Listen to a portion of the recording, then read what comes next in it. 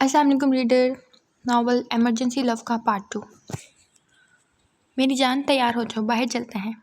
शान कमरे में दाखिल होते ही आयरा की तरफ मुतवज्जो हुआ, जो अपने कपड़े अलमारी में से रख रही थी। आयरा ने उसकी बात का कोई जवाब नहीं दिया और वापस अपने काम में लग गई। मैं तुमसे कुछ कह रहा हूँ मेरी जान, शान उसकी गिरद बाजू हायल करते हुए बोला। मुझे कहीं नहीं जाना, आयरा स्पार्ट लहजे में बोली। लेकिन शान को उस बात पर हैरानगी हुई थी कि आज उसने उसे दूर हटने का नहीं कहा। ऐसे ही नहीं जाना, मैं तो लेकर जाऊंगा। अच्छा रुको, मैं खुद तुम्हारे लिए ड्रेस देखता हूँ।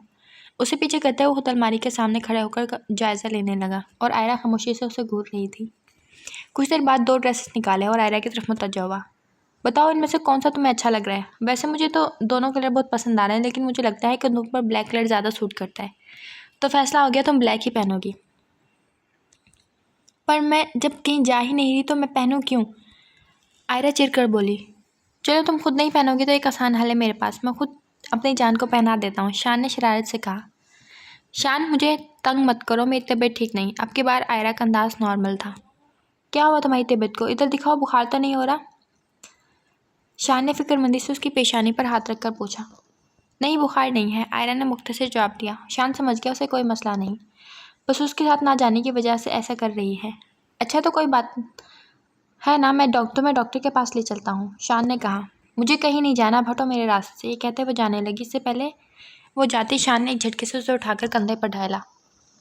आयरा उसकी इस हरकत के लिए तैयार ना थी, इसलिए खुद को संभाल ना पाई। शानी, तुम क्या कर रहे हो? उतारो मुझे नीचे, आयरा ने चीखते हुए कहा। मेरी जान, दादी का हुक्म था, वो पूरा तो करना ही है, इसलिए चीखना मत, वरना सब कॉलोनी वाले बाहर आ जाएंगे, शान ने साथ में उसे वार्न किया। शान, तुम मेरी जान क्यों नहीं छोड़ देते? आयरा स्विच हुई। क्योंकि मैं तुमसे बेपनाह मोहब्बत करता हूँ, तुम्हें छोड़ने के बारे में सोच भी नहीं सकता। ये कहते हुए उसने उसे नीचे उतारा। यार वैसे बहुत कमज़ोर हो, थोड़ा वेट गेन करो, शान हंसी दबाकर बोला। अब वो दोनों घर के बाहर खड़े थे। शान, मुझसे ज़बरदस्ती करने से तुम्हें क्या मिलेगा? आयरा ने पूछा। बहुत कुछ मेरी जंगली बिल्ली, अब चलो बैठ जाओ, मेरी बाइक आज काफ़ी दिन बाद खुश हो जाएगी। आयरा को पता था अब उसके साथ अलावा इसके पास और कोई रास्ता भी ना था, और मौसम भी बहुत प्यारा था। ना चाहते हुए भी खामोशी से उसके पीछे बैठ गई। शान ने पीछे से उसका हाथ पकड़कर अपने कंधे पर रखा और ध्यान से बैठना, कहीं गिर ना जाओ, शान ने शरारत से कहा। मैं ठीक हूँ, अगर तुमने कोई और बात कही तो मैं उतर जाऊंगी, आयरा ने धमकी दी। अरे नहीं मेरी जान, तुम उतरना मत, आराम से बैठो, ये कहते उसने बाइक आगे स्टार्ट की और आगे की तरफ बढ़ाए।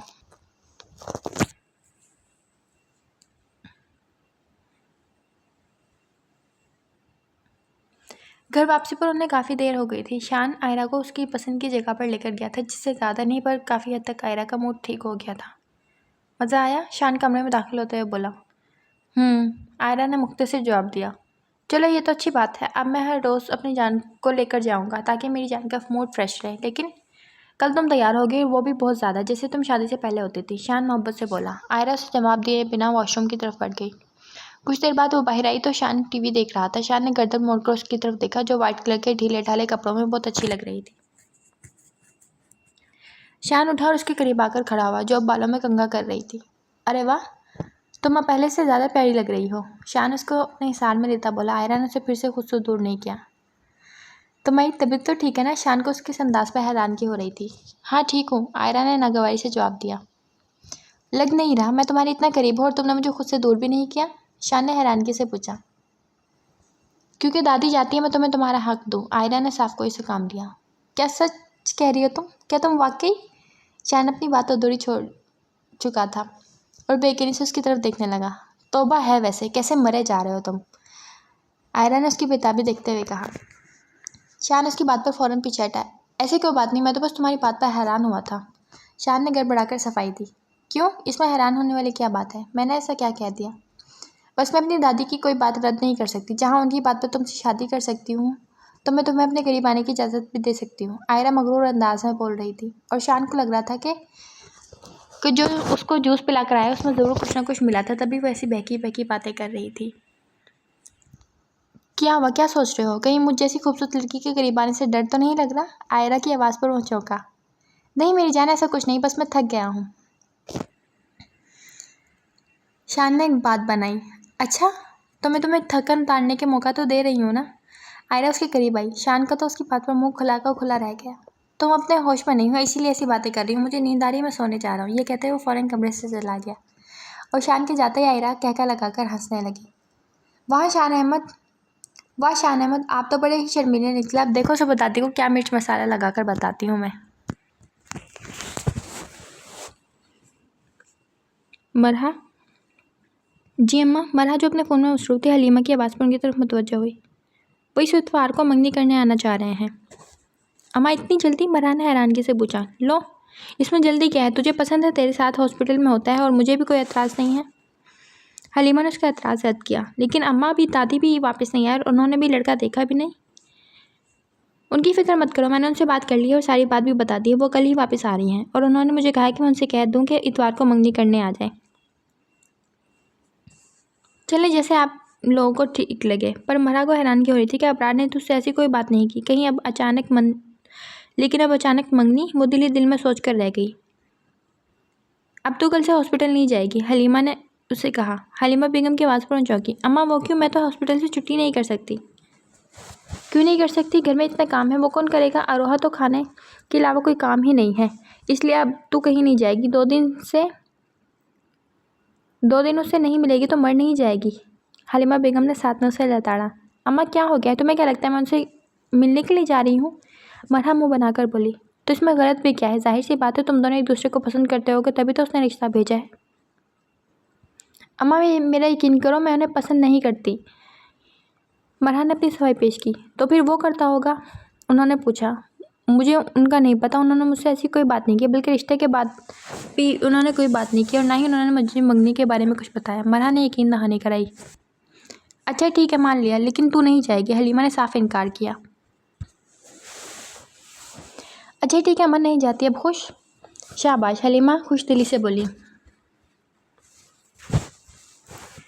अच्छा अब मैं चलती हूँ, अपना ख्याल रखना और बाकी सबका भी। मुझे तेरी तरफ से कोई शिकायत ना मिले। और हाँ, अब तू अपनी दादी को परदादी बनने की खुशी दिखा दे। दादी आयरा से मिलते हुए बोली। दादी आप तो ऐसे कह रही हैं जैसे खुशखबरी मेरी पॉकेट में है और आपको निकाल कर दे नहीं रही मैं। आयरा मुँह बनाकर बोली। अब मैंने ऐसा भी नहीं कहा, मैं तो ये कह रही थी कि जल्द अब मुझे खुशखबरी सुना। कैसे सुनाओ? रात आपकी बात मानकर मैंने उसे कहा था, पर उसने तो साफ इनकार कर दिया। कहने लगा तुम बहकी बहकी बातें कर रही हो। मुझे नींद आ रही है, मैं सोने जा रहा हूँ। दादी अब आप बताएं, क्या मैं क्या करूँ? अपनी अना तो कुर्बान कर दी आपके लिए, ताकि आप खुश रहें, और उसे मेरी कदर ही नहीं है। पर यह भी बर्दाश्त कर रही हूँ सिर्फ आपके लिए। आयरा एक्टिंग के सब रिकॉर्ड तोड़ते हुए बोल रही थी। दादी ने उसे फ़ौरन गले लगाया। तो फिक्र मत कर मेरी बच्ची, मैं देखना उसके कैसे कान खींचती हूँ। ले क्यों करे ये तेरे साथ ऐसा? अभी तो मुझे जाना है, वरना बताती। पर उसे तू टेंशन मत ले, मैं उसे सीधा करती हूँ। दादी ने उसे तसल्ली दी। दादी बस आप ही हैं जो मुझे समझती है, वरना मुझे तो लगता है यहाँ मेरा कोई नहीं है। आयरा मुंह बनाकर बोली। चलो मैं चलती हूँ, कल शाम को वक्त पर आ जाना। पता है ना मरहा की मंगनी है। दादी ने याद दहानी कराई। जी दादी आ जाऊँगी। वैसे मेरी किस्मत में तो मंगनी थी ही नहीं और ना ही धूमधाम से शादी थी। आयरा को फिर अपना दुख याद आया। कि तेरा अपना कसूर है, अगर तुम आराम से मान जाती तो सब हो जाता है, लेकिन वो आयरा ही क्या जो बात आराम से मान जाए। दादी कहते हुए बाहर की जानी पड़ी। तो क्यों मान लो, आपकी ही पोती हूँ, जैसी दादी वैसी पोती। दादी के जाते ही आयरा बुड़बुड़ाई। मुझे शॉपिंग पर जाना है। शान अभी कमरे में दाखिल हुआ था कि आयरा ने अपना हुक्म सादिर किया। यार अभी आया ही हूँ, पानी का तो पूछ लो। शान थका हारा बेड पर गिरा। मुझे लगा बाहर से पीकर आए हो गया। आयरा मुँह बनाकर बोली। तो पता चल गया ना, पिला दो। शान ने कहा। चलो बाहर शॉपिंग पर चलते हैं, वहीं जूस पी लेना। आयरा ने मुफ्त का मशवरा दिया। आयरा अजीब बातें करती हो, अभी मुझे प्यास लगी है, तुम किचन से मुझे पानी लाकर नहीं दे सकती? उफ, ला रही हूँ। एक तो हर काम तुमने मुझसे ही करवाना होता है। ये कहते हुए आयरा पैर पटक कर कमरे से बाहर चली गई। सिर्फ एक गिलास पानी का क्या मांगने, मैडम को लगता है सारे काम मुझसे ही करवाता हूँ। शान बुड़बुड़ाया। कुछ देर बाद आयरा उसके लिए पानी ले आई। अब जल्दी से पियो और चलें। आयरा शान के हाथ में गिलास देते हुए बोली। चलते हैं, पर एक कप चाय ही पिला दो। शान ने एक और फरमाइश की। नहीं, बिल्कुल नहीं, उठो और चलो, मैं नहीं बना रही कोई चाय वाय। आयरा ने उसे बाजू से पकड़ कर उठाया। कितनी जालिम हो तुम। शान ने दुआई दी। हाँ हूँ, और अब चलो चुपचाप। ऐसे तो मैं भी नहीं जाने वाला। शान सीने पर दोनों हाथों बांधे उसके सामने खड़ा हुआ। तो कैसे जाओगे? आयरा ने सवाली नज़रों से देखा। शान ने अपनी उंगली उठाकर होंठों पर रखी। देखो तुमने चाय नहीं पिलाई, अब एक किस्त तो बनती है ना। तुम्हारा दिमाग तो ख़राब नहीं? आयरा ने तब कर कहा। लो, इसमें दिमाग ख़राब होने वाली क्या बात है? तुम मेरी बात मान लो, मैं तुम्हारी बात मान लूँगा। शान बड़े मज़े से बोला। मैं तुम्हारी कोई बात नहीं मानने वाली, आयरा ने स्पार्ट लहजे में कहा। अरे वाह, रात तो बड़े पढ़ निकल रहे थे और अब सांप सूख गया, शान ने उसे छेड़ा। वो पिछली रात की बात है, रात गई बात गई। आयरा कंधे झुकाकर उसके पास से गुजरी। जब शान ने इसका हाथ थाम कर एक झटके से खुद से करीब किया। रात गई है पर मैं यही हूँ मेरी जान, ये कहते हुए उसने उसके रुखसार पर बोसा दिया। जाओ, अभी के लिए सिर्फ इतना ही, बाकी फिर कभी सही। वैसे भी दादी ने मेरी तुम्हारी वजह से बहुत इंसल्ट की, इसलिए आज मुझे तुम्हारी बात माननी पड़ेगी, शान से खुद से दूर करते बोला। और आयरा का बस नहीं चल रहा था उसका सर फोड़ दे। चलो अभी, अब देर हो रही है, मैं बाहर इंतज़ार कर रहा हूँ, ये कहते हुए वो कमरे से बाहर चला गया। पता नहीं खुद को समझता क्या है, शॉपिंग पर ना जाना होता तो बताती। आयरा बुड़बुड़ाते हुए उसके पीछे ही निकली।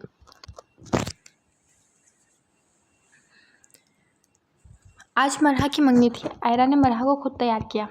इसके घर से आया हुआ जोड़ा उसने ज़ेबतन किया था, जिसमें वो बहुत प्यारी लग रही थी। हलीमा बेगम कमरे में आई तो उसकी नज़र मरहा पर पड़ी। माशाल्लाह, कितनी प्यारी लग रही है मेरी बच्ची, अल्लाह नज़र ना लगा दे। हलीमा ने मोहब्बत से उसकी पेशानी पे प्यार किया। अम्मा, मैं भी खड़ी हूँ, मेरी भी कोई तारीफ़ कर दो, आयरा नागवारी से बोली। हाँ हाँ, तो भी बहुत प्यारी लग रही है। मैंने तेरी तारीफ़ इसलिए नहीं की क्योंकि तेरी तारीफ़ करने वाला है तो कर ही दी होगी उसने। अम्मा, ये तुम्हारी गलत फहमी है कि वो मेरी तारीफ़ करता होगा, आयरा मुंह बनाकर जवाब दिया। वैसे तेरा सूट बहुत प्यारा है, कि नहीं शान ने लेकर दिया होगा, हलीमा ने बात बदली। जी, लेकर दिया उसने, लेकिन पसंद मेरी है, इतनी अच्छी चॉइस कहाँ उसकी, आयरा कंधे उचकाकर बोली। सही कहा, अगर चॉइस अच्छी होती तो वो तुमसे ही शादी करता क्या? अरुहा फ़ौरन बोली। अब तुम चुप करो, मुझसे पंगा मत लेना, आयरा भड़की। मुझे क्या ज़रूरत है तुमसे पंगा लेने की, मैं मासूम सी 1-2 दिन के लिए रहने आई हूँ, सुकून से रहूँगी। अरुहा मुंह बनाकर बोली। एक तो तुम दोनों अपनी अपनी लड़ाई डालकर बैठ गई हो, बाहर मेहमान आ गए, मरहा को लेकर आओ बाहर। हलीमा ये कहते हुए बाहर चली गई। अम्मा, मैं कब कुछ कहती हूँ, ये तो बस। इससे पहले अरुहा कुछ कहती है, हलीमा ने उसकी बात काटी। अब एक और लफ्ज़ नहीं, वरना मैंने जूता उठाकर मारना शुरू कर देना, इसलिए जल्दी से बाहर आओ, ये कहते हुए वो बाहर चली गई। हलीमा के जाते ही आयरा मरहा की तरफ मुतवज्जो हुई। मरहा, बताना वो कैसा है, प्यारा है या बस ऐसे ही है? जब आएगा देख लेना, मरहा ने मुस्कुराते हुए जवाब दिया। आए है, पर आज तो वो नहीं आएगा। हाँ, पर तस्वीर तो मैं देख ही सकती हूँ, साथ ही आयरा ने जवाब दिया।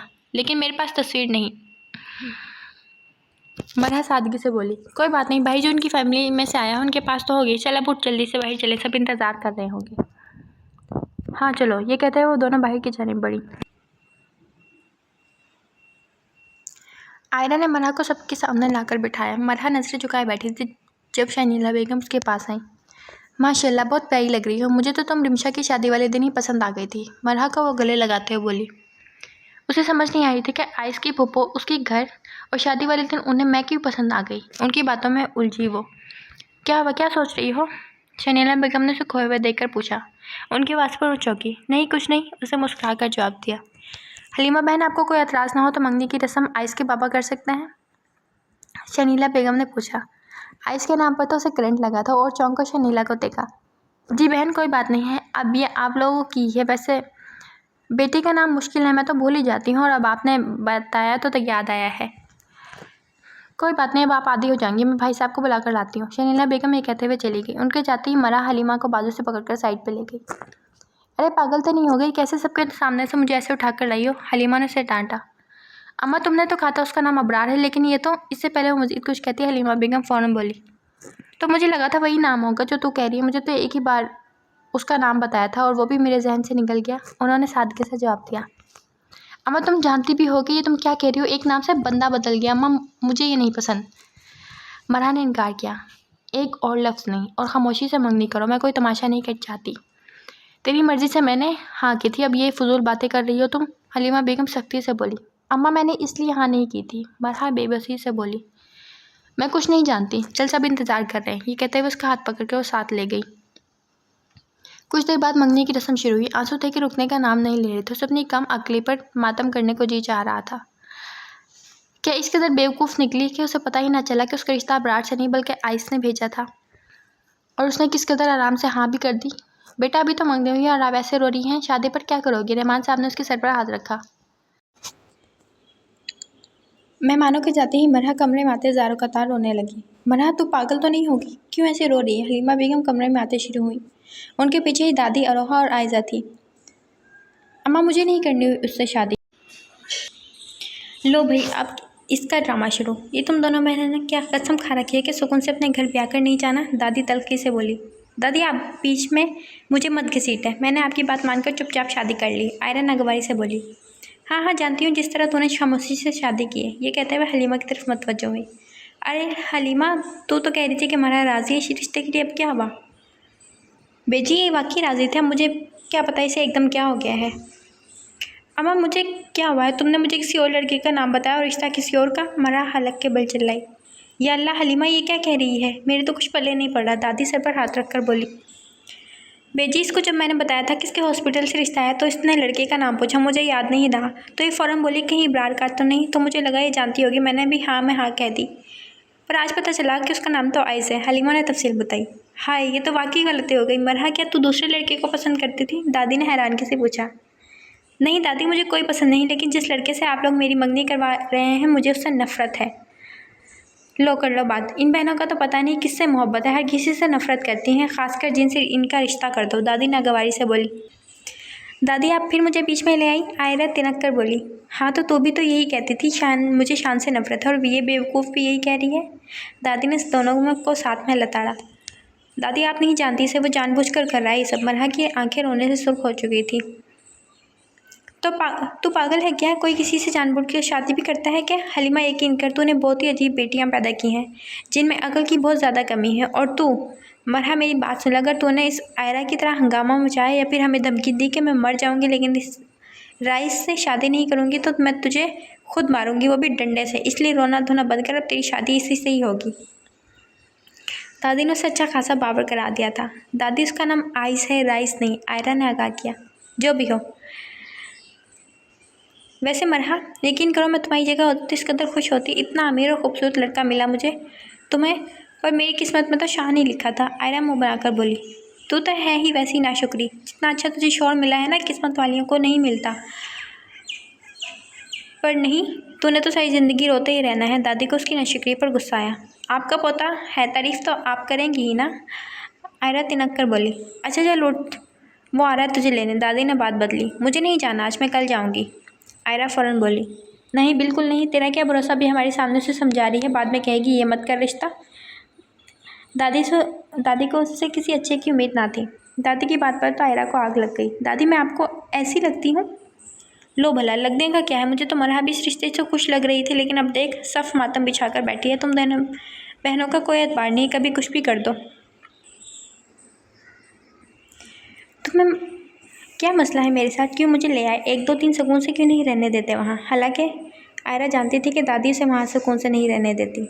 मेरी जान, मेरा दिल नहीं लगता तुम्हारे बगैर, इसलिए। वैसे भी तुमने वहाँ रहकर करना ही क्या था? तुम्हारा घर तो ये है ना, शान पुरसुकून अंदाज में बोला। फजूल बातें मत करो, आयरा घूरते हुए बोली।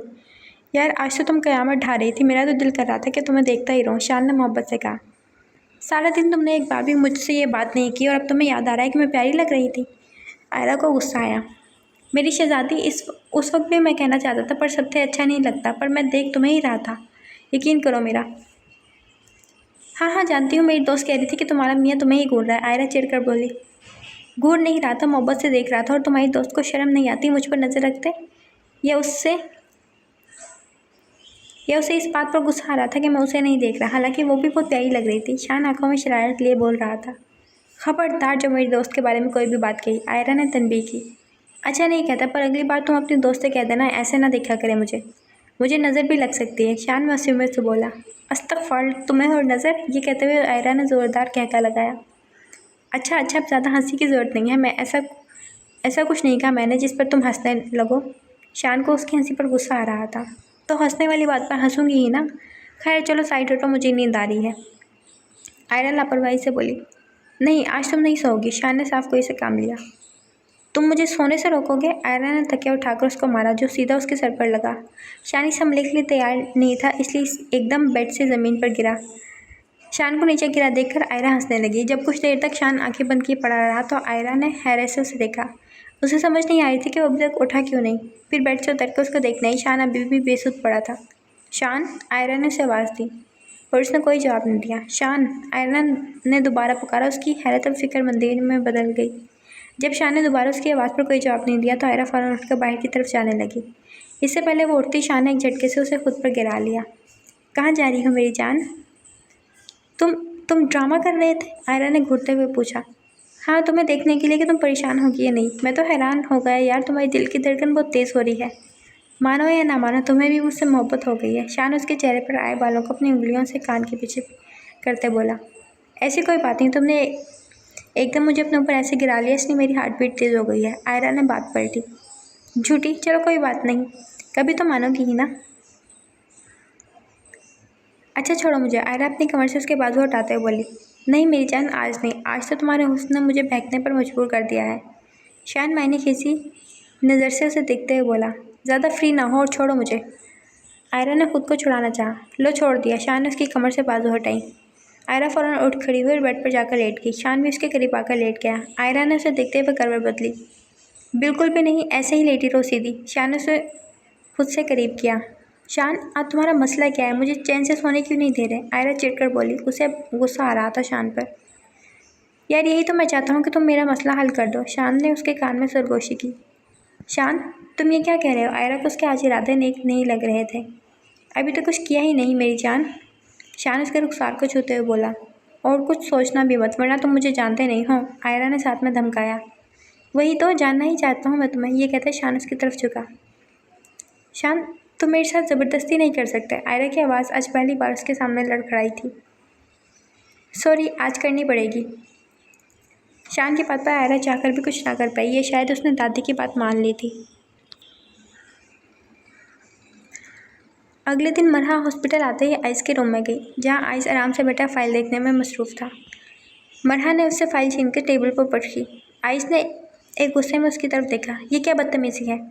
ये बात तो मुझे आपसे पूछनी चाहिए। आपकी हिम्मत कैसे हुई मेरे घर रिश्ता भेजने की? मरहा धाड़ते हुए बोली। ये बात आपको अब याद आई जब हमारी मंगनी हो गई है? आइस ने नॉर्मल अंदाज में पूछा। आइस की बात पर तो मरहा आग बबूला हो गई। हाँ, क्योंकि मैं नहीं जानती थी कि वो रिश्ता आपने भेजा है। ये बात तो कल आपकी फैमिली को देखकर पता चली है मुझे। अच्छा मजाक कर लेती हैं आप डॉक्टर मरहा। अगर ये बात सच भी है तो आप मुझे इतनी बेवकूफ़ लगती तो नहीं है। चले कोई बात नहीं, अब क्या हो सकता है? आइस कंधे उचकाकर बोला। बहुत कुछ हो सकता है। आप अपने पापा को इनकार कर दें, मुझे आपसे शादी नहीं करनी। मरहा एक एक लफ्ज़ चबा चबा कर बोल रही थी। अगर ऐसा करना होता तो मैं कब का कर चुका होता। मैं अपने बाबा को इनकार नहीं कर सकता। ये फ़ैसला मेरा नहीं उनका था। मुझे लगा था अगर आप इनकार कर देंगी, पर आपने तो खुशी से हाँ कर दी, जिसे आप मेरे ही इंतज़ार में बैठी हुई थी कि कब आइस प्रपोजल भेजे और कब मैं हाँ करूँ। आइस बेनियाजी से बोला। आप सोच भी कैसे सकते हैं? मुझे लगा था वो रिश्ता डॉक्टर इब्रार ने भेजा है। इससे पहले वो कुछ और कहती, आइस ने उसकी बात काटी। ओह, तो आप इब्रार को पसंद करती, इसीलिए वो सब कह रही थी। आइस जब उसके बिल्कुल सामने खड़ा बोल रहा था। आपको जो समझना है समझे, मुझे इसकी परवाह नहीं, पर मैं आपसे शादी नहीं करना चाहती। ये कहते हुए अंगूठी उतारने लगी। आइस ने फ़ौरन उसका हाथ थामा। नहीं, बिल्कुल नहीं। अब इसे तुम अपने हाथ से नहीं उतारोगी। इसे मेरी रिक्वेस्ट समझो या ऑर्डर। आइस ने संजीदगी से कहा। छोड़े मेरा हाथ। और आइंदा मेरा हाथ पकड़ने की कोशिश मत करना। वो तो मैं करूँगा, क्योंकि तुम मेरी मंगेतर और बहुत जल्द होने वाली बीवी, और मैं नहीं चाहता कि तुम मेरे सामने मेरे ही दोस्त का नाम लो, इसलिए आइंदा एहतियात करना। ये कहते हुए उसने उसका बाजू छोड़ दिया। अब जाओ, कोई देख लेगा। मरहा की आंखें गुस्से से सुर्ख हो रही थी। उसकी बात सुनते ही वो पैर पटक कर रूम से चली गई। सुबह शान आयरा के उठने से पहले ही चला गया था। वो जानता था आयरा गुस्से में होगी और फिलहाल वो उसका सामना नहीं करना चाहता था। आयरा की आंख खुली तो सामने पड़े फूलों को देखकर उसे हैरानी हुई। उठकर फूलों को देखा जिस पर एक कार्ड था। आयरा ने कार्ड देखा जिस पर खूबसूरती से गुड मॉर्निंग मेरी जान लिखा हुआ था। ना चाहते हुए भी आयरा के चेहरे पर मुस्कुराहट फैल गई। बदतमीज़, ये कहते हुए वॉशरूम की तरफ बढ़ी। कुछ देर बाद कमरे से बाहर आई, जहाँ राफिया बेगम अकेली बैठी टीवी देख रही थी। जब आयरा पर नज़र पड़ी तो उसे अपने पास बुलाया। आयरा, वो जो किचन में जा रही थी राफिया बेगम की आवाज़ पर रुकी। जी, आयरा ने नागवारी से जवाब दिया। तुम्हारा नाश्ता शान ने बाहर से मंगवाया था, इसलिए अपना नाश्ता बनाने की ज़रूरत नहीं। मैंने सोचा तुम्हें बता दूँ। उन्होंने कहा। जी ठीक है। ये कहते आयरा आगे बढ़ गई। राफिया बेगम हैरान हो रही थी कि शान ने आज सुबह सुबह उसके लिए फूल और नाश्ता क्यों मंगाया है। यकीनन आज कोई खास बात है जो मुझे नहीं पता। राफिया बेगम दिल ही दिल में सोच कर रह गई। खाना लाऊं तेरे लिए? हलीमा ने मरहा के हॉस्पिटल से आते ही पूछा। नहीं, मुझे भूख नहीं, मरहा ने सपाट अंदाज में कहा। पर इससे पहले हलीमा कुछ कहती, दादी फ़ौरन बोली। रहने दे इसे भूखी, अच्छा है हमारी रोटी तो बचेगी। दादी, अपनी रोटियों के चक्कर में आप मेरी शादी उस बदतमीज़ से कर रही हैं ना? मरहा जल भुनकर बोली। यही समझ लें, पर यकीन कर बहुत अच्छा लड़का है, शान से भी ज़्यादा अच्छा। उसकी पप्पो तो चाह रही थी कि इसी वक्त शादी की तारीख दे दें, पर मैंने कहा 1-2 माह रुक जाओ। लेकिन मैं तुझे बताऊं, अगर तेरी यही हरकतें रहीं तो मैंने उन्हें कह देना है कि आप अगले माह कर ले जाएं इसे, ताकि हम दोनों सुकून से रह सकें। दादी मैं आपकी हर बात मानती हूँ, आप ये मेरी बात मान लें। जहाँ कहेंगे मैं वहाँ चुपचाप शादी कर लूँगी, पर इससे नहीं। मरहा ने इल्तिजा की। अरे कौन सी बात मानती है मेरी? तुझे तो मैं कोई काम भी कहूँ तो वही तूने उल्टा करना होता है, तो मैं कैसे तेरी बात मान लूँ? बल्कि ऐसा कर, मेरी बात मान कर उससे शादी कर ले। साथ वो तेरा भी ख्याल रखेगा और तेरे दिमाग का भी इलाज कर देगा। दादी ने मुफ्त में मशवरा दिया। अम्मा तुम दादी को समझाती क्यों नहीं हो? देखो मुझे पागल कह रही है। मरहा चिढ़कर बोली। हलीमा मैंने भला पागल कहा? अब जो खुद ही सब कुछ जानता हूँ अपने बारे में तो मुझे क्या ज़रूरत है कुछ कहने की? दादी मुझसे बोली। अच्छा बेजी आप इसे छोड़ें, ये बताएं आयरा कुछ ठीक हुई राफिया के साथ और शान के साथ उसका ताल्लुक? हलीमा बेगम उनके करीब बैठते बोली। क्या बताऊँ हलीमा, तेरी बेटी बहुत चालाक है, पर मैं भी इसी की दादी हूँ। अकल तो देकर आई थी, अब देखते हैं क्या होता है। राफिया के साथ भी अब ठीक थी, थोड़ा बहुत काम करवा देती। और तुझे एक बात बताऊँ, तेरी बेटी बेचारे शान को सोफे पर सुलाती थी, वो तो मैंने जाकर सोफ़ा बाहर निकाला। दादी ने तफसील बताई। बेजी ये ना हो अब बेचारा शान ज़मीन पर सोता हो। हलीमा ने फिक्रमंदी से कहा। नहीं नहीं इतना भी मासूम नहीं है। जिस दिन मैंने उसे सोफ़ा निकालने का कहा तो उसकी खुशी देखने वाली थी। बस अब मैं चाहती हूँ कि दोनों हमें जल्दी खुशखबरी सुना दें। आमीन। हलीमा ने उनकी बात पर दिल से कहा आमीन कहा और फिर मरहा की जानिब मुतवज्जो हुई। अब खाना लाऊं या नहीं? हलीमा ने सवालिया नज़रों से उसकी तरफ देखा। ले आओ, भूख लग रही है, मरहा मुँह बनाकर बोली। हलीमा उसके जवाब पर मुस्कुरा दी। जानती थी कि वह इनकार नहीं करेगी, और वो आयरा ही थी जो 2-2 दिन तक कुछ खाती नहीं थी। मरहा से तो भूखी बर्दाश्त नहीं होती थी। शाम को शान कमरे में आया तो आयरा फ़ोन में मगन थी। अस्सलाम वालेकुम। शान ने मोहब्बत से सलाम किया, पर वो आयरा ही क्या जो उसकी बात का जवाब दे दे। क्या हुआ? शान जानता था कि उसे हुआ क्या है, फिर भी जानबूझकर पूछा। कुछ नहीं, आयरा सपाट लहजे में बोली। लग तो रहा है। शान उसके करीब बैठते हुए बोला। तुम नहीं जानते? आयरा तड़क कर बोली। नहीं, कहीं तुम रात वाली बात। शान ने बात अधूरी छोड़ी। खबरदार, रात के बारे में मुझसे कोई बात भी की तो मैं दादी को जाकर बताऊंगी कि तुमने मेरे साथ ज़बरदस्ती की है। आयरा एक लफ्ज़ चबा चबा कर बोल रही थी। आय हाय, मैंने ज़बरदस्ती की? तुम इतनी मासूम होता नहीं कि मेरे जैसा बंदा तुमसे ज़बरदस्ती कर सके। तुम्हारी भी रजामंदी शामिल थी, वो अलग बात है, तुमने मुँह से नहीं कहा। उसकी बात पर आयरा आग बबूला हुई और फ़ौरन उठकर अलमारी की जानिब बढ़ी। अलमारी में क्या रखा है? शान ने नासमझी से पूछा। मैं अभी और इसी वक्त अम्मा के घर जा रही हूँ, मुझे नहीं रहना तुम्हारे साथ, आयरा ने ऐलान किया। अब तो कोई फ़ायदा ही नहीं, जो होना था वो तो कल रात हो चुका है, लेकिन अगर तुम जाना चाहती हो तो मैं तुम्हें खुद छोड़ कर आऊँगा। ये कहते हुए शान ने उसका हाथ पकड़कर बाहर की तरफ बढ़ा। आयरा को उससे ये उम्मीद नहीं थी। उसे लगा था वो माफ़ी मांगेगा, पर यहाँ तो वो उसे घर से निकाल रहा था। जब वो दोनों बाहर निकले तो सामने का मंजर देखकर आयरा हैरान हुई। आयरा ये देखो, मेरे बेटे को किस कदर खूबसूरत गाड़ी मिली है। ये सब तुम्हारी दुआएं हैं जो अल्लाह ने मेरे बेटे को तरक्की दी है। राफिया बेगम खुशदिली से बोल रही थी, जानते हुए भी कि आयरा ने तो कभी उसके लिए दुआ की ही ना होगी। शान ने आयरा की तरफ देखा जो अभी भी एकटक गाड़ी को देख रही थी। चलें दादी से मिलने, शान ने आंख दबा कर कहा। शान की आवाज़ पर वो चौंकी और बिना कुछ कहे कमरे में चली गई। अम्मी आप लोग चलें हमारे साथ, शान ने उन्हें ऑफ़र की। नहीं बेटा तुम लोग जाओ, हम इस वक्त क्या करेंगे। हाँ अगर आसिया बाजी की तरफ ना गई होती तो तुम्हारे साथ मैं ज़रूर चलती। उन्होंने साफ इनकार किया। लेकिन अम्मी, इससे पहले शान कुछ कहता है अहमद साहब ने बात काटी। शान तुम्हारी अम्मी ठीक कह रही हैं, तुम और आयरा जाओ, हम फिर कभी चले जाएंगे। जी अबू, जैसे आपको ठीक लगे। ये कहते हुए कमरे की तरफ बढ़ा। शान के जाते ही अहमद साहब राफिया बेगम की तरफ मुतवज्जो हुए।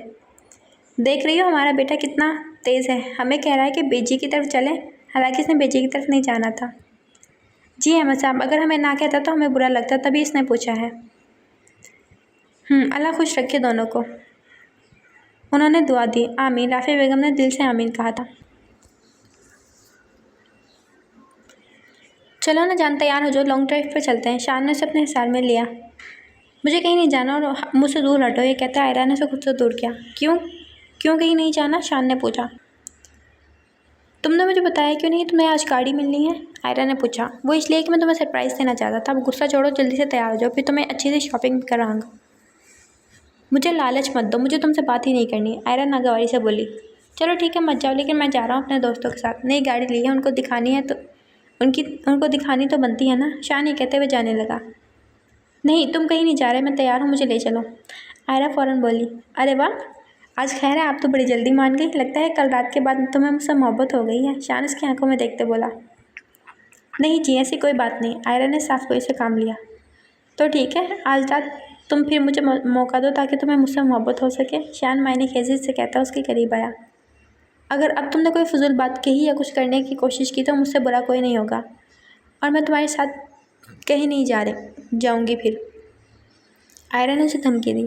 अच्छा अच्छा, कुछ नहीं कहता, चलो देर हो रही है। शान ने फ़ौरन अब मुसालत अपनाई। हाँ तुम चलो, मैं आती हूँ, कहते हुए शीशे की तरफ मुड़ी। ज़रा लिपस्टिक कम लगाया करो, शान शरारत से कहता हुआ चला गया, और ना चाहते हुए शान की बात समझकर आयरा मुस्कुरा दी। शान आयरा को एक खूबसूरत होटल में लेकर आया था, जहाँ उसने एक स्पेशल टेबल बुक कराया था जिसे खूबसूरत फूलों से सजाया गया था। सारे मंजर को देखकर आयरा दिल ही दिल में बहुत खुशी, पर यह बात अपनी ज़ुबान पर ना लाई। कैसा लगा सब? शान ने उसके सामने बैठते हुए पूछा। ठीक है, आयरा नागवाई से बोली। उफ़, किस कदर कंजूस हो तुम, ठीक से तारीफ़ भी नहीं कर सकती। हाँ तो क्या करूँ, कह तो दिया है कि ठीक है, अब क्या नाचूं? आयरा मुंह बनाकर बोली। नहीं नहीं, मैंने ऐसा कुछ नहीं किया, आज की रात तुम्हारे नाम है, जैसे पिछली रात तुमने मेरे नाम की थी। शान जानबूझकर उसे पिछली रात को याद करा रहा था। शान, मैं तुम्हें 1000 बार कह चुकी हूँ कि कल रात के बारे में मुझसे कोई बात मत करना, आयरा सपाट लहजे में बोली। वैसे क्या हमें कल रात कोई बात हुई थी? शान आंखों में शरारत लिए बोल रहा था। आयरा ने कांटा उठाकर उसके सामने किया। अगर अब तुमने ऐसा वैसा कुछ कहा तो मैं इससे तुम्हारी जान ले लूँगी, आयरा ने धमकी दी। नहीं मेरी शहजादी, यहाँ नहीं, वरना सबको पता चल जाएगा कि तुमने अपने शौहर का कत्ल किया, और फिर वो तुम्हें पुलिस के हवाले कर देंगे, वहाँ तुम सारी ज़िंदगी चक्की पीसोगी। शान अब भी शरारत के मूड में था। इससे पहले आयरा कुछ कहती खाना आ चुका था। खाने की हर चीज़ शान ने आयरा की पसंद की मंगवाई थी। कैसा लगा खाना? सब तुम्हारी पसंद का ऑर्डर किया है, बताओ, इतना अच्छा शौहर तुम्हें कहीं मिलता? शान ने फिर उसे छेड़ा। अच्छा, अब ज़्यादा अपनी तारीफ़ें मत करने बैठ जाओ, आयरा चिढ़कर बोली। शान अभी कुछ बोलने ही वाला था जब कोई और निस्वानी आवाज़ उसके कानों से टकराई। शान ने मुड़कर सामने देखा तो उसकी कुलीग खड़ी थी। अभी मैं यहाँ से गुजर रही थी कि मेरी तुम पर नज़र पड़ी। आज तो बड़ी पार्टी हो रही है प्रमोशन मिलने की खुशी में, और ये कौन है, कहीं तुम्हारी कोई? इससे पहले मजीद कुछ कहती आयरा फ़ौरन बोली। मैं शान की वाइफ, और मेरे ख्याल है जब कपल बैठे हों तो उन्हें तंग करना नहीं चाहिए। क्यों शान? आखिरी बात पर आयरा ने शान को घूरते हुए कहा। नहीं, वो मैं अपनी फैमिली के साथ आई थी, ऑफिस में शान को मुबारकबाद नहीं दे पाई तो सोचा अभी दे आती हूँ। आयरा की बातों से बहुत ज़्यादा शर्मिंदा हुई थी, जिसका अंदाज़ा शान उसके चेहरे से लगा सकता था। आओ ना इरम, हमारे साथ बैठो, मिलकर खाना खाते हैं, शान ने फ़ौरन ही बात बदली। शान, तुमने सुना नहीं? वो कह रही है कि अपनी फैमिली के साथ आई है, तो यकीनन खाना तो खा लिया होगा ना? आयरा जानबूझकर उसके साथ ऐसा कर रही थी। हाँ शान, भाभी ठीक कह रही है, मैं चलती हूँ, मामा बाबा वेट कर रहे होंगे, ये कहते हुए फ़ौरन चली गई। उसके जाते ही शान उसकी तरफ मुतवज्जो हुआ। यार कोई ऐसी बात करता है? तुमने इरम की इंसल्ट कर दी, कितना बुरा लगा होगा उसे, शान दुख से बोला। उसका तो पता नहीं, तुम्हें ज़रूर बुरा लगा है। जिन दोस्तों से तुम मिलने जा रहे थे कहीं ये वही तो नहीं थी? आयरा मशकूक हुई। क्या कह रही हो, वो मेरी बहनों जैसी है, मैं उसके बारे में ऐसा सोच भी नहीं सकता, शान बौखलाया। सोचना भी मत, वरना अंजाम के जिम्मेदार तुम खुद होगे, आयरा ने धमकी दी। यार एक तो तुम धमकियाँ बहुत देती हो, जैसे तुम्हारा कोई भाई शहर का डॉन हो। भाई की क्या ज़रूरत है, मैं खुद ही काफ़ी हूँ तुम्हारे लिए, आयरा मुंह बनाकर बोली। हाँ ये तो ठीक कहा, आजकल तो तुम एक ही नहीं संभाली जा रही मुझसे, शान ने फ़ौरन इस बात पर सर हिलाया। अच्छा, अब ज़्यादा बातें मत करो, मुझे आराम से खाने दो, अभी तुमने शॉपिंग भी करवानी है। आयरा ये कहते खाने की तरफ मुतवज्जो हुई। कोई बात नहीं, वो अब कल करवा दूँगा, शान ने कहा। नहीं बिल्कुल नहीं, आज का काम कल पर नहीं छोड़ना चाहिए, और उसकी बात पर शान को अपनी हंसी दबानी मुश्किल हो रही थी। शुक्र है डॉक्टर मरहा, आपका दीदार तो नसीब हुआ, मंगनी करवा कर तो आप गायब भी हो गई, अबरार शरारत से बोला। ऐसी कोई बात नहीं, बस ड्यूटी के फ़ौरन बाद मैं घर चली जाती हूँ, मरहा ने सफाई पेश की। वैसे मरहा, तुम और आइस तो बड़े ही छुपे रुस्तम निकले, सहर उसे देखते हुए बोली। इससे पहले वो कुछ कहती आइस फ़ौरन जो अंदर आ रहा था फ़ौरन बोला। वो कैसे डॉक्टर साहब? अरे तुम दोनों एक दूसरे को पसंद करते थे, किसी को कानो कान खबर भी नहीं होने दी, और देखो अबरार हमारे सामने एक दूसरे से कितना लड़ते थे, और अब देखो मंगनी करवा कर बैठे हैं। मैंने तुमसे पहले ही कह दिया था, ज़रूर इन दोनों का कोई चक्कर है। जल्दी से बताओ, तुम दोनों एक दूसरे से मोहब्बत कब हुई? सहर ने पूछा। सहर की बात पर तो मरहा चल कर रह गई। इससे पहले वो जाते आइस ने फ़ौरन हाथ पकड़कर उसे बिठा दिया। मरहा को उसकी बाकी पर हैरानगी हुई। वो सबके सामने कोई तमाशा नहीं बनना चाहती थी, इसलिए खामोश हो गई। ऐसी कोई बात नहीं, तुम्हें मैंने बताया था ना कि अब बाबा को जल्दी थी, और रही बात मोहब्बत की तो वो तो हम दोनों भी नहीं जानते। क्यों मरहा? आइस ने सवाली नज़रों से उसे देखा। मरहा कि तो आइस की बात पर आंखें फटी की फटी रह गई। मुझे देर हो रही है, मैं चलती हूँ। मरहा ने बात बनाई। कोई बात नहीं, मैं छोड़ आऊँगा। आइस ने यकीन दहानी कराई। नहीं, मैं खुद चली जाऊँगी, आप मेरी फ़िक्र मत करें। मरहा सपाट लहजे में बोली। क्या बात है भाई, बड़ी फ़िक्र है एक दूसरे की, मुझे तो जल्द सी फील हो रही है। सहर शरारत से बोली, जिस पर आइस मुस्कुराया और मरहा का बस नहीं चल रहा था, वह इसका गला दबा दे। अच्छा, तुम्हें मेरे साथ जाने में शर्म आ रही तो अपने भाई के साथ चली जाना। आइस बज़ाहिर वो संजीदगी से बोल रहा था। भाई? पर डॉक्टर मरहा का तो कोई भाई नहीं है ना? सहर ने आगाह किया। मरहा को उसकी बात समझ नहीं आई थी, वो किस भाई की बात कर रहा है। जानता हूँ मरहा का कोई भाई नहीं, पर ये कल कह रही थी कि जितना डॉक्टर ब्राड मेरा करते हैं, ऐसे तो सिर्फ भाई ही बहनों का करते हैं, और मैं तो दिल से डॉक्टर ब्राड को भाई मानती हूँ। आइस सफाई से झूठ बोल रहा था और मरहा को जैसे सांप सूंघ गया, और उधर अब्रार को भी आइस के इंकशाफ पर धचका लगा। चलो जाओ अब्रार, मरहा को छोड़ कर आओ। इस तरह अकेली ही जाएगी, मुझे अच्छा नहीं लगेगा। आइस ने अब्रार को ऑर्डर दिया। नहीं, मैं रोज़ चली जाती हूँ, आज भी चली जाऊँगी। ये कहते हुए फ़ौरन चली गई। एक तो ये लड़की शर्माती बहुत है, अब देखो तुम इसे बहन समझते हो, फिर भी तुम्हारे साथ जाने से शर्मा रही है। मरहा के जाते ही आइस अब्रार की तरफ मुतवज्जह। अब्रार ने मुख्तसर जवाब दिया। तो आज फिर आ गए? अभी 2 दिन पहले तो होकर गई थी। दादी ने आयरा को देखकर कहा, जिसे शान कुछ देर पहले छोड़कर गया था। दादी, शान कुछ छोड़कर गया है 2 दिन के लिए, आयरा ने कहा। सच कह रही है तू? दादी ने बेयकीनी से पूछा। लो भला, मैं क्यों झूठ बोलने लगी? बेशक आप खुद फ़ोन करके पूछ लें। आयरा ने यकीन दहानी करानी चाहिए। पर तो आई क्यों है? दादी ने मशकूक अंदाज में पूछा। ये क्या बात हुई? मेरा घर है, मैं नहीं आऊँगी तो कौन आएगा? बल्कि दादी, मेरे लिए कुछ खाने के लिए ही मंगवा दे। आयरा ने साथ ही फरमाइश की। क्यों, वहाँ कुछ खाने को नहीं मिलता? मैंने सुना है कल वो तुझे गाड़ी मिलने की खुशी में घुमाने लेकर गया था, लेकिन घर कह के गया कि दादी से मिलने जा रहे हैं। अरे दादी, मुझे क्या पता उसने चचा चाची से क्या कहा, हम तो बस कुछ देर के लिए ही गए थे। आयरा लापरवाही से बोली। आधी रात को तुम दोनों वापस आए, अभी कहती हो कुछ देर के लिए गए थे। तौबा है दादी, ये चीची आपको हर बात बता देती है। आयरा चिढ़कर बोली। उसने कुछ नहीं बताया, मैंने ही तेरा पूछा तभी उसने बताया था। दादी बोली। इससे पहले वो कुछ कहती अंदर आती मरहा पर नजर पड़ी। कैसी हो होने वाली मिसिस आइस? बको नहीं। और तुम अपने घर में क्यों नहीं रहती? हर दूसरे दिन आ जाती हो हमारे घर। मरहा आइस का सारा गुस्सा आयरा पर उतार रही थी। तुम्हें क्या मसला है, मैं जब मर्जी आऊँ? कुछ दिन ही है, फिर तुम भी इस घर से जल्दी बनोगी। आयरा भी उसी के अंदाज में बोली। मैं कहीं नहीं जा रही, सुना तुमने? मरहा चिढ़कर बोली। अरे ऐसे कैसे नहीं जा रही? जब मेरी शादी मेरी मर्ज़ी से नहीं हुई तो तुम्हारी भी ऐसी ही होगी। क्यों दादी? आयरा ने अब दादी को भी लड़ाई में शामिल किया। हाँ हाँ, तू सही कह रही है, मैं करती हूँ फ़ोन उसके बाप को कि शादी की तारीख रखने आ जाए। दादी तो फ़ौरन तैयार हुई। दादी, आप इसकी बातों में क्यों आ रही हैं? जो खुद तो शानी भाई के साथ बनाकर नहीं रखती, इस बेचारे से बात तक नहीं करती और मेरी शादी के पीछे पड़ी है। मरहा रोहन सी हुई। तुम्हें किसने कहा मैं शान से बनाकर नहीं रखती? मैं तो दादी की फर्माबरदार पोती हूँ, जिसने खामोशी से दादी की बात मान ली। और दादी, आप देख लेना, मैं आपको जल्दी पर दादी बनाऊंगी, बस आप इसकी जल्दी से शादी कर लें। आयरा लहजे में मिठास भरते हुए बोली। और आयरा की बात पर तो दादी खिल उठी और फ़ौरन बोली। तो फिक्र ही मत कर, तूने मुझे ये बात कहकर खुशी कर दिया है, मैं अभी करती हूँ फ़ोन। ये कहते हुए दादी फ़ौरन उठकर चली गई। दादी दादी, प्लीज़ मेरी बात तो सुने। दादी के पीछे ही मरहा चीख रही थी और आयरा ने उसकी शक्ल देखकर एक ज़ोरदार कहका लगाया। कितनी बार कहें मुझसे पंगा मत लिया कर। अब मेरा तो पता नहीं, पर तुम बहुत जल्द दादी को खुशखबरी सुनाओगी। आयरा मज़े से बोली। मैं तुम्हें कभी माफ़ नहीं करूँगी आयरा। मरहा गुस्से से धाड़ी। मेरी जान, तुमसे माफ़ी मांग कौन रहा है? मुझे तो बड़ा कहती थी शान बहुत अच्छा है, सबकी बात मान लो, अब अपनी बारी क्या हुआ? आयरा ने तिनक कर पूछा। मरहा जवाब दिए बिना पैर पटक कर चली। दादी, कर दिया फ़ोन? आयरा ने पूछा। हाँ कर दिया, वो कहते हैं इस इतवार को आएंगे, तारीख रखने। दादी ने तफसील बताई। और मरहा का तो गुस्से से पारा हाई हो रहा था। दादी, आप मेरे साथ अच्छा नहीं कर रही, क्या ज़रूरत है इतनी जल्दी शादी करने की?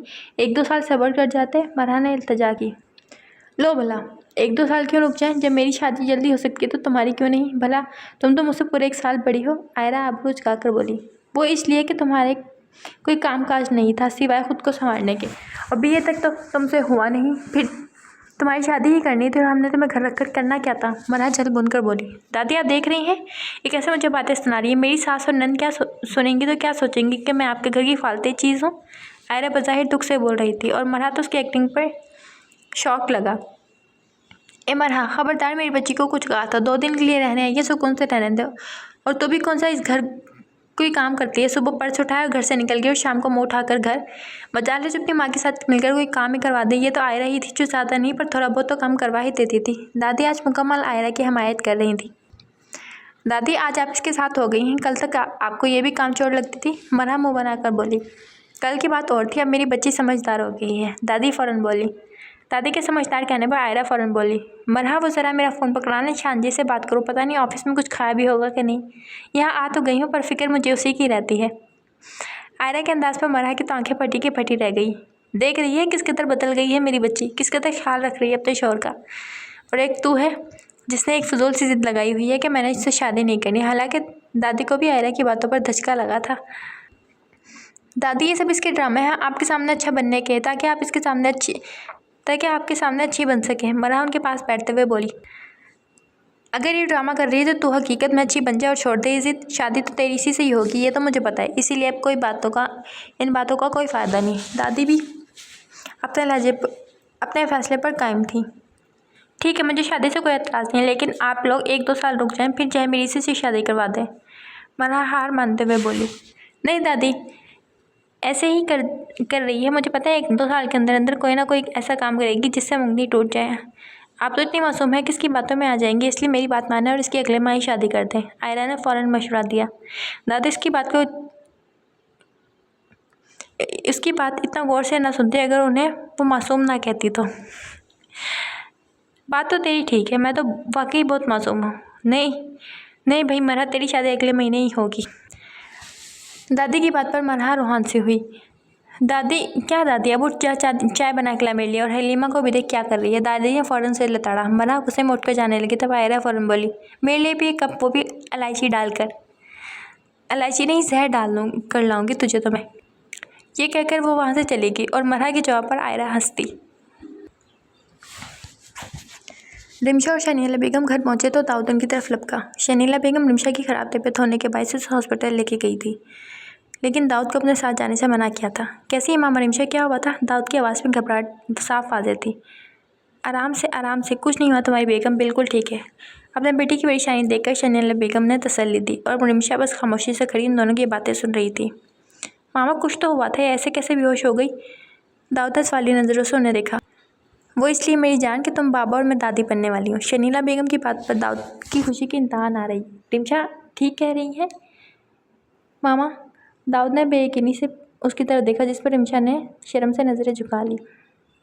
अरे मेरे बच्चे, मैं सच कह रही हूँ, अब तुम मेरी बेटी का अच्छे से ख्याल रखो, इसे खुश रखो ताकि मेरा पोता सेहतमंद हो। उन्होंने साथ में ताकीद की। मामा आप फिक्र ही मत करें, मैं अपनी बेगम का बहुत ख्याल रखूँगा जैसे बाबा ने आपका रखा, तभी तो मुझे से हैंडसम बेटा पैदा हुआ था। दाऊद शरारत से बोला। बेशरम, तुम्हारे पापा तो मेरा ज़रा ख्याल नहीं रखते थे, इसलिए कहती हूँ कि मेरी बेटी का ख्याल रखता। बल्कि मैं सोच रही थी इतनी बड़ी खुशखबरी मिली है, क्यों ना भाई साहब और आइस को आज रात खाने की दावत पर बुलाया जाए और आइस की शादी की डेट के बारे में भी डिस्कस कर लेंगे। तुम क्या कहती हो रिमशा? आखिरी बात पर उन्होंने रिमशा को अपनी तरफ मतवज्जा करते हुए कही। जी पप्पू, जैसा आप ठीक समझे। रिमशा अभी भी नज़रें झुकाए हुए थी। तो ठीक है फिर चलो, दाऊद भाई साहब को फ़ोन करो और कहो आज रात का खाना हमारी तरफ खाएँ। जी मामा, मैं अभी फ़ोन करता हूँ। ये कहते हुए दाऊद उठ खड़ा हुआ। शान 2 दिन बाद आयरा को ऑफिस से वापसी पर घर ले आया था। वैसे बड़ी ही बेवफा हो जाने शान, वहाँ तो जाकर भूल ही गई थी मुझे कि तुम्हारा एक अदद शोहर भी है जो तुमसे बेपनाह मोहब्बत करता है। शान उसे अपने हिसार में देते बोला। पहली बात ये क्या तुमसे दूर रहकर बात नहीं की जाती, और दूसरी बात मैं कौन सा तुमसे कोई वफा करने का वादा किया था?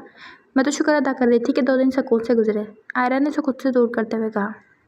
यार वैसे ये गलत बात है, तुम पूरे 3 दिन रहकर आई हो और अभी भी खुद से दूर कर रही हो। पता है तकिए को गले लगाकर सोता था।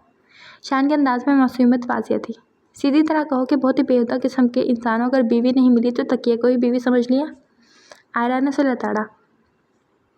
अब ऐसी भी कोई बात नहीं, वो तो मैंने इसलिए कह रहा था कि तुम्हारे साथ सोने की आदत हो गई है। शान ने फ़ौरन से पटाकर सफाई दी। उफ, आदत? जिस दिन मैं तुम्हें छोड़कर चली गई सब आदत ख़त्म हो जाएगी। आयरा लापरवाही से बोली। आयरा की बात पर शान ने एक झटके से उसे खुद से लगाया। आइंदा ऐसा मत बोलना, तुम मुझे कभी भी छोड़कर नहीं जाओगी, वरना मैं मर जाऊँगा। मैं नहीं रह सकता तुम्हारे बगैर। एकदम उसकी आंख से आंसू झलका जो आयरा के कंधे पर गिरा था। आयरा फ़ौरन पीछे हटी। तुम रो रहे हो? आयरा ने बेसाख्ता पूछा। नहीं बस ऐसे ही। शान ने बड़ी सफाई से अपनी आंखें साफ की। हाँ मैं भी कहूँ तुम इतने अच्छे कहाँ जो मेरे लिए रो। खैर अम्मा ने तुम्हारे लिए हलवा भेजा है, तुम्हारे लिए लेकर आती हूँ। आयरा ने बात बदली। नहीं, मैं सुबह खा लूँगा, शान ने टालना चाहा। ऐसे कैसे सुबह खाओगे? अभी खाना पड़ेगा वरना मेरे कमरे से निकलो। आयरा ना चाहते हुए भी उसका मूड ठीक करना चाहती थी। ये क्या बात हुई? अभी मैं कैसे खा सकता हूँ? कुछ देर पहले मैंने खाना खाया है। शान को उसकी लॉजिक समझ नहीं आई। तो मैं क्या करूँ? अब मेरी अम्मा ने इतनी मेहनत से बनाया है तो मैं कह रही थी कि मैं तो कह रही थी अम्मा से रहने दे, उसने नहीं खाना, पर मेरी दुनिया में सुनता कौन है? आयरा ने मुँह बनाकर कहा। अच्छा जाओ ले आओ, मैं खा लूँगा। शान को उसकी बातों पर हंसी आ रही थी। नहीं, तुमने एक बार इनकार कर दिया, अब मैं नहीं जाने वाली। आयरा ने साफ इनकार किया। लो भला, अभी तुमने ही ज़बरदस्ती खिलाने की बात की थी, अब तुम खुद ही इनकार कर रही हो। शान को समझ ना आई उसकी बात। तो मेरी मर्जी, मैं दूँ या ना दूँ, मेरी अम्मा ने बनाया है। जब तुम्हारी अम्मा बनाएंगी तो तुम भी ना देना। मज़े से कहता आयरा उसके बराबर में आकर लेट गई। शान को उसकी बातों पे बिल्कुल भी हैरानगी नहीं हुई थी। वो जानता था वो ऐसी पोंगियाँ मारती रहती है। शान उसके करीब होते ही आयरा की कमर पर बाजू रखने लगा तो फ़ौरन सीधी हुई। बस इसीलिए नहीं आ रही थी, तुम्हारी इसी आदत ने मुझे बहुत तंग किया हुआ है। दूर होकर तुमसे सोया नहीं जाता। आयरा तीखे अंदाज में बोली। नहीं, तुमने आदत डाल दी है, अब ये नहीं जाने वाली। कहते हुए उसने उससे रुखसार पर मोहब्बत की मोहर छपकी। ये क्या बदतमीजी है? आयरा उसकी हरकत पर तिल मिलाई। मेरी मर्जी, मेरा दिल क्या किस कर दी? जब तुम्हारा दिल करे तुम भी कर देना। शान ने उसके अंदाज में ही जवाब दिया। शान अहमद, तुम्हारा क्या करूँ मैं? आयरा दांत मीस कर बोली। मेरी शहजादी, जो आपका दिल चाहता है वो करें। शान मायने खींची नज़रों से उसे देखता हुआ बोला। मैं अब तुम्हारे बाल नोच लूँगी अगर तुमने अब कोई फजूल हरकत की तो। आयरा ने धमकी दी। जान, ऐसा तो मत करो, पूरे 3 दिन बाद आई हो, इतना तो अब हक बनता है ना। शान फ़ौरन मासूम बना। नहीं, बिल्कुल नहीं, चलो शाबाश, करवट बदल कर लेटो और तंग मत करो मुझे। अच्छा ठीक है, ये कहते हुए वो करवट बदल गया। आयरा ने भी करवट बदल ली। कुछ देर पहले शान की आंख में उसके लिए आंसू और उन आंखों में बिछड़ने का खौफ अच्छी तरह महसूस कर सकती थी। इसीलिए और उसी पल उसने अपने दिल में भी कुछ अजीब सा महसूस किया था। क्यों उसकी आंखों में आंसू देखकर उसे अजीब सी कैफियत हुई थी? क्यों उसने उसका मूड ठीक करने के लिए बात बदली थी? हालांकि वो तो मरहा की शादी का वेट कर रही थी, उसकी बातों से तलाक ले लेगी, लेकिन नहीं, वो और बात नहीं सोचेगी, अपने मकसद से पीछे नहीं हटेगी, वो उससे तलाक लेकर रहेगी। आज उसने खुद से दोबारा याद किया था और ये सब सोचते हुए कब नींद की वादियों में खो गई उसे कुछ पता ही ना चला। मरहा की शादी की डेट फिक्स हो चुकी थी। अगले माह के पहले हफ्ते मरहा और आइस की शादी थी। दादी और हलीमा बेगम तो बहुत खुश थे, लेकिन मरहा वो बीबी इस रिश्ते से खुश ना थी। उसे यही डर था कि आइस उसके साथ बहुत बुरा सलूक करने वाला है, वो उसके साथ खुश नहीं रहेगी। मरहा आयरा के साथ जाकर शॉपिंग करना शुरू कर दी क्योंकि शादी में थोड़े से दिन रह गए हैं। दादी कमरे में दाखिल होते बोली, जहाँ मरहा आराम से आंखें मूंदे तारीख तय होने का गम मना रही थी। मुझे कोई शॉपिंग नहीं करनी, मरहा सपाट लहजे में बोली। अभी हरकतें छोड़ दो, तेरी शादी होने वाली है, बात बात पर मुंह ना बनाया कर, तेरा शोहर अच्छा नहीं समझेगा, दादी ने समझाया। दादी की बात पर फ़ौरन उठ बैठी। दादी, मुझे वो अच्छा ही नहीं समझता, मेरी हर बातों से बुरी लगती है। आप जानती है वो सिगरेट भी पीता है और तो और हॉस्पिटल की हर लड़की को अपने पीछे लगाया हुआ है। मरहा एक आखिरी कोशिश कर रही थी दादी का इरादा बदलने की। क्या तू सच कह रही है? दादी ने बेयकीनी से पूछा। जी दादी, मैं बिल्कुल सच कह रही हूँ। भला मैं आपसे क्यों झूठ बोलूँगी? मरहा मासूमियत चेहरे पर सजाए बोली। चल, कुछ नहीं होता, शादी से पहले सभी ऐसा करते हैं। तेरे दादा तो शराब भी पीते थे और उसने तो लड़कियों को अपने पीछे लगाया हुआ है ना। तेरे दादा तो खुद लड़कियों के पीछे लगे हुए थे, फिर जब मैं उनकी ज़िंदगी में आई तो मेरे हुस्न के आगे उन्हें हर लड़की बुरी लगने लगी। वो कहते थे कि उन्हें मुझसे शादी के बाद शराब भी अच्छी नहीं लगती। दादी शर्माते हुए बता रही थी और दादी की बात पर तो मरहा का दिल के अपना सर पीट ले। अगर वहाँ आयरा होती तो दादी की बात पर ज़ोर से कहकर लगाती। दादी, आप मेरी बात समझे, आप तो प्यारी थी, मैं तो इतनी प्यारी नहीं हूँ कि मेरे लिए सब कुछ छोड़ दे। आपको क्या पता हॉस्पिटल में किस कदर खूबसूरत लड़कियाँ हैं। मरहा ने एक आखिरी कोशिश करनी चाहिए। अरे लेकिन अगर ऐसी बात है तो उसने तुझसे शादी करने का फ़ैसला क्यों किया? दादी नासमझी से बोली। दादी, यही तो बात मुझे समझ नहीं आ रही, पर आप मेरा यकीन करें, वो मुझे पसंद नहीं करता, ना ही मैं उसे। फिर क्या फ़ायदा है ऐसी शादी का? मरहा दुख से बोली। देख मरहा, तेरी शादी के बाद सब ठीक हो जाएगा और वो भी तुझे पसंद करने लगेगा, और वैसे भी पसंद की शादी का कोई फ़ायदा ही नहीं। पर दादी, आप मेरी बात तो समझे। मरहा बेबस हुई। बस मरहा, मुझे कोई बात नहीं सुननी, बस अब शादी की तैयारी शुरू करो, खुश खुश रह। ये कहते हुए वो भाई की तरफ चल दी। मेरे साथ इतना बड़ा जुल्म करके कह रही हैं खुश खुश रहूँ? वो पागल इंसान को मेरी किस्मत में लिख रहे हैं। काश मैं इस हॉस्पिटल में जॉब ही ना करती, ताकि उससे तो जान छोड़ती। मरहा दिल में सोच कर रह गई। एक माह कैसे गुजरा पता ही ना चला। आज आइस और मरहा की मेहंदी थी। घर में हर तरफ गहमा गहमी थी। दादी भी मेहमानों के साथ गपशप में मसरूफ़ थी और साथ साथ इंतजामात भी देख रही थी।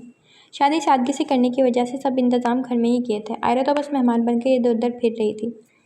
खाला, अली ने आयरा को आवाज़ दी। हाँ खाला, आपको अंदर कोई बुला रहा है, अली ने इतला दी। कौन बुला रहा है? आयरा ने हैरानगी से पूछा। पता नहीं, ये कहते हुए बाहर की तरफ बढ़ गया और आयरा पैर पटकती कमरे की तरफ चली। सामने शान को देखकर उसको सख्त नागवारी गुजरी।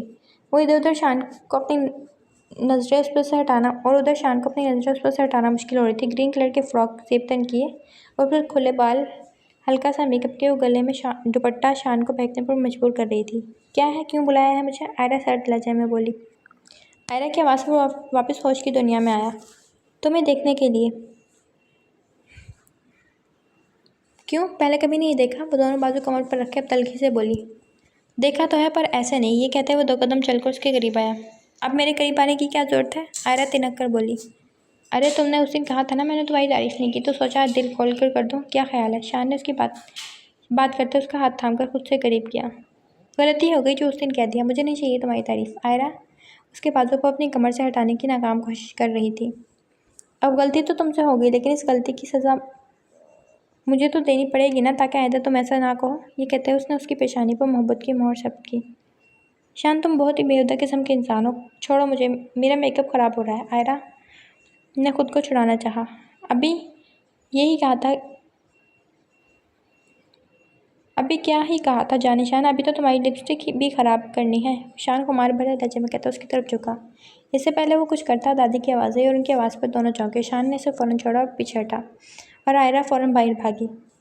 एक तो दादी भी हमेशा गलत टाइम पे बुलाती हैं, कभी तो उनकी पोती मेरे काबू में आती है और उन्हें भी तब ही बुलाना होता है उसे। शान मुँह बनाकर बोल रहा था। मेहंदी का फंक्शन शुरू हो चुका था। मरहा येलो और ग्रीन कलर के जोड़े में मलबूस थी, जिसमें बहुत ही सादा पर खूबसूरत लग रही थी।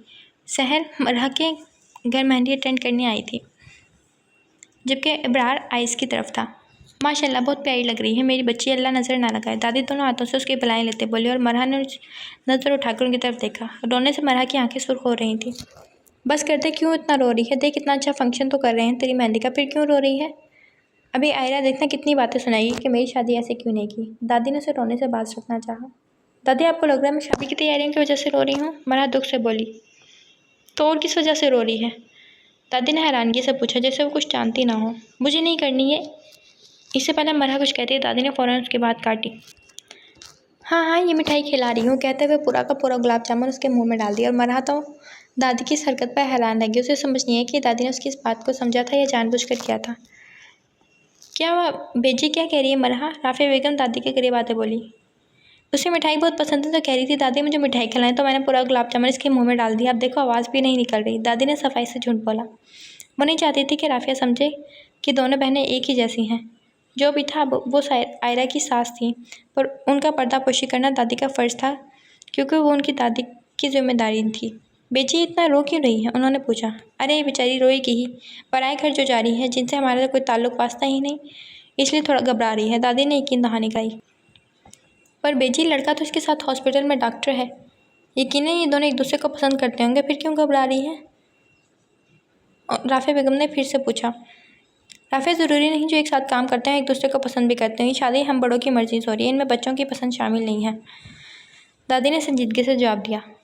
वो तो मैं बस ऐसे ही पूछ रही थी बेजी। राफ़िया बेगम शर्मिंदा हुई। अच्छा ठीक है, चल मेहंदी की रस्म शुरू कर। दादी ने बात बदली। जी बेजी, ये कहते हुए मरहा के बराबर आकर बैठ गई वो। अगले दिन निकाह की तकरीब शुरू हो चुकी थी। ना चाहते हुए भी मरहा को दादी की वजह से सब हाँ करनी पड़ी।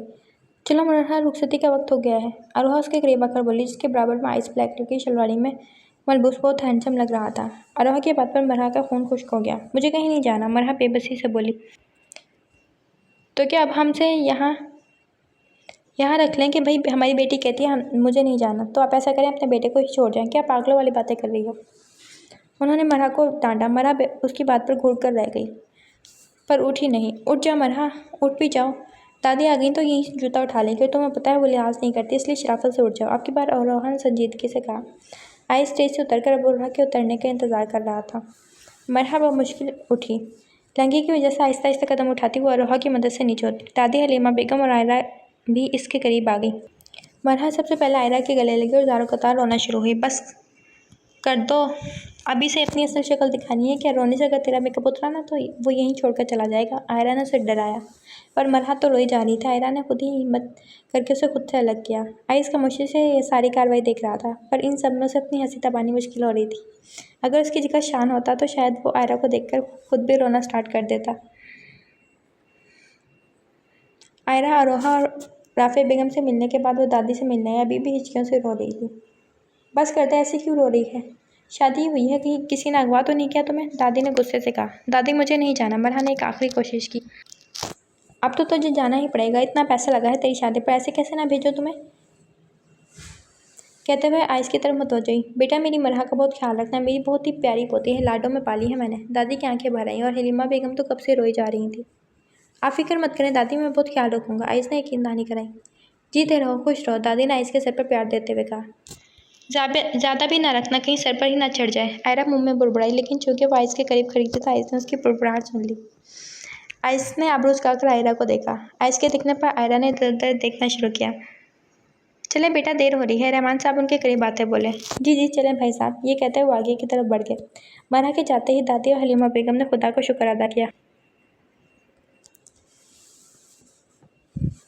रुखसती के बाद मरहा को घर लाया गया, जहाँ आइस की फैमिली ने उसका बहुत खूबसूरत इस्तकबाल किया था। मरहा सारे रास्ते रोती हुई आई थी, पर अब आइस की कज़न्स की मोहब्बत देख उसका मूड काफ़ी हद तक ठीक हुआ। चले आए भाभी, आपको रूम में छोड़ा, आप थक गई होंगी, रिमशा उसके करीब बैठते बोली। रिमशा की बात पर मरहा ने चौंक कर उसकी तरफ देखा। नहीं, मैं यहीं ठीक हूँ। मरहा अब क्या बताती कि उसे आइस के कमरे में जाने से डर लग रहा था। अरे नहीं बेटा, अब काफ़ी रात हो गई, आपको अब आराम करना चाहिए, रहमान साहब मोहब्बत से बोलते हुए उठकर चले गए। वो बाहर देखो कैसे चक्कर लगा रहा है, शनीला शरारत से बोली। मरहा ने शर्म से सर झुका लिया और खामोशी से उठकर रिमशा के पीछे हो ली। कुछ देर बाद मरहा रिमशा के साथ आइस के रूम में पहुंची। मरहा ने नज़र उठाकर रूम का जायजा लिया, जो बहुत ही खूबसूरत सजा हुआ था। भाभी आपको कुछ चाहिए? बेड पर बिठाकर रिमशा उसका लहंगा दुरुस्त करती हुई बोली। नहीं थैंक्स, मुझे कुछ नहीं चाहिए, मरहा ने मुस्कुराते हुए जवाब दिया। ओके, मैं चलती हूँ, भाई इंतज़ार कर रहे होंगे कि कब मैं रूम से जाऊँ और वो आएँ। ये कहते हुए वो रूम से चली गई। मरहा को अपनी सांसें अटकती हुई महसूस हुई। फिर एकदम से अरोहा की बातें याद आई। अब वो उस बात पर अमल करने के बारे में सोच रही थी। अभी अपने ही ख्यालों में थी कि आइस अंदर दाखिल हुआ। मरहा ने चौंक कर उसकी तरफ देखा और फ़ौरन नज़रें झुका ली। आइस उसकी तरफ देखकर मुस्कुराया, फिर 2 कदम चलकर उसके करीब आया और अपनी शेरवानी उतारकर बेड पर रखी। मरहा फ़ौरन सिमट कर बैठी। तुम अभी तक जाग रही हो? मुझे लगा तुम सो गई होगी। आइस का अंदाज नॉर्मल था। मरहा ने बेयकीनी से उसे देखा। वो तो उसका इंतज़ार कर रही थी, एक अच्छी बीवी की तरह। एक पल के लिए तो वो सब भूल कर उसके बारे में सोचने लगी, लेकिन उसकी बात पर मरहा को आग लगी और तड़क कर बोली, मुझे अनजान जगह पर नींद नहीं आती। जितना कुछ तुमने पहना है और जैसे तुम बैठी हो, ऐसे तो जानी पहचानी जगह पर भी नहीं आएगी, और तुम अनजान की बात कर रही हो। आइस उसे जिच करते बोला। तो इसमें कुछ गलत भी नहीं था। हैवी ड्रेस, उसके ऊपर हैवी ज्वेलरी और बिना टेक लगाए बैठी थी, जिससे कोई भी अंदाज़ा लगा सकता था कि वो जानबूझकर ऐसे बैठी है। ऐसी कोई बात नहीं, मरहा ने फ़ौरन इनकार किया। चलो खैर, मुझे तो नींद आ रही है और मैं सोने लगा हूँ। अगर तुमने चेंज करना है तो वार्डरोब में तुम्हारे कपड़े मौजूद हैं, तुम चाहो तो चेंज कर सकती हो। उसे हिदायत जारी करता हुआ बोला और अपने लिए सिंपल ट्राउज़र शर्ट लेकर वॉशरूम की जानिब बढ़ गया। काश दादी आप यहाँ होती और आप देखती कि इसने तो मेरी तारीफ़ तक नहीं की, उल्टा मुझे कह रहा था कि अभी तक तुम सोई नहीं। और उसे इस वक्त अरोहा की बातों पर गुस्सा आ रहा था। उसकी तो सारी बातें ही उल्टी निकली। वो उसे खुद से करीब आने की अगर रोकती, वो तो खुद करीब आया ही नहीं। थोड़ी देर बाद आइस चेंज करके बाहर आया और बेड की दूसरी साइड पर आकर लेट गया। मरहा उसे घूरते हुए उठी और अपने कपड़े उठाकर वॉशरूम में घुस गई। वॉशरूम से बाहर आते मरहा बेड पर सोने की नीयत से लेटने लगी, जब उसे आयरा की आवाज़ कान में पड़ी, जैसे वो कह रही हो, मरहा कितनी बार कहा है मेरे साथ मत सोया करो, कितनी टांगे मारती हो, सही रात बेड पर घूमती हो। कल आधी रात को ज़मीन पर पड़ी थी मैं। क्या हुआ, आप लेट क्यों नहीं रही? आइस ने उसे देखते पूछा, जो बेड के करीब खड़ी थी। उसकी आवाज़ पर चौंकी। मैं आपके साथ नहीं सोऊंगी, मरहा नागवाई से बोली। और इसकी कोई ख़ास वजह? आइस अब उठकर बैठा तो उसे गौर से देखने लगा। अब उसे क्या बताती कि वो तो रात को टांगे मारने की आदत थी। आप कुछ बोलोगी भी? आइस ने उसे चुप देखकर पूछा। बस मैं आपको वजह नहीं बता सकती।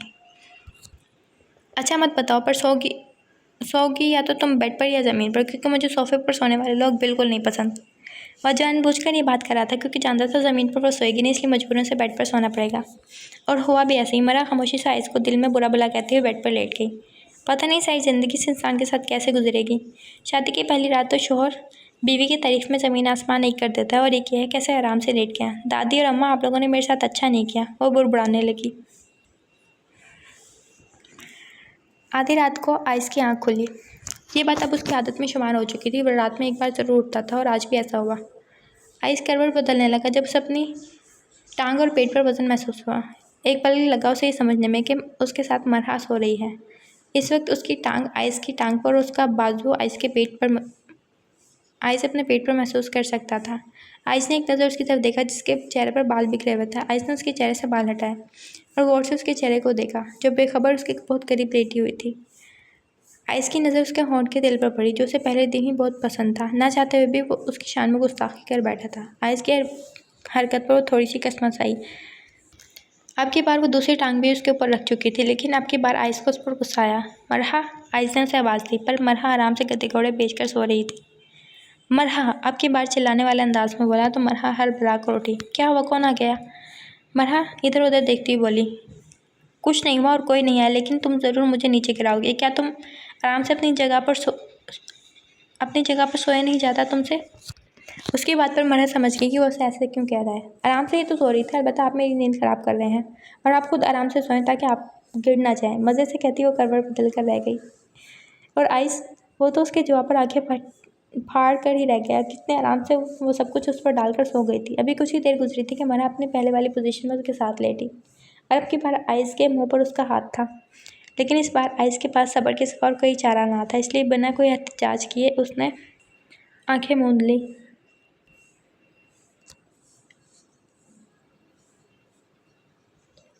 उठ जा आयरा, मरहा के घर नाश्ता नहीं लेके जाना क्या? दादी मुसलसल उसे उठा रही थी। नहीं, मैंने नहीं जाना, आप जाएं सब। कंप्यूटर को ठीक करते हुए दोबारा सो गई।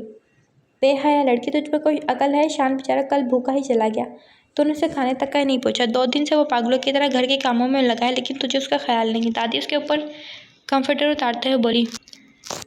दादी, एक तो आप सोने नहीं देती और वो कौन सा मुझे बता कर गया था? आयरा तब कर उठी। अगर वो नहीं बता कर गया तो तू पूछ लेती, पर तुझ में इतनी अकल कहाँ? अब जल्दी से उठ और तैयार हो, देर हो रही है। वो लोग क्या सोचेंगे कि अभी तक नाश्ता नहीं आया?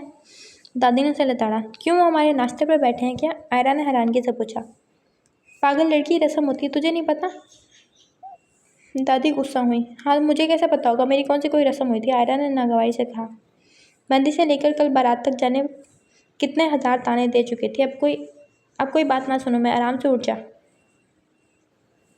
दादी, अभी तो वो दोनों सो रहे होंगे। सारी रात जागने की वजह से अगले दिन इंसान लेट उठता है, आयरा ने आगाह किया।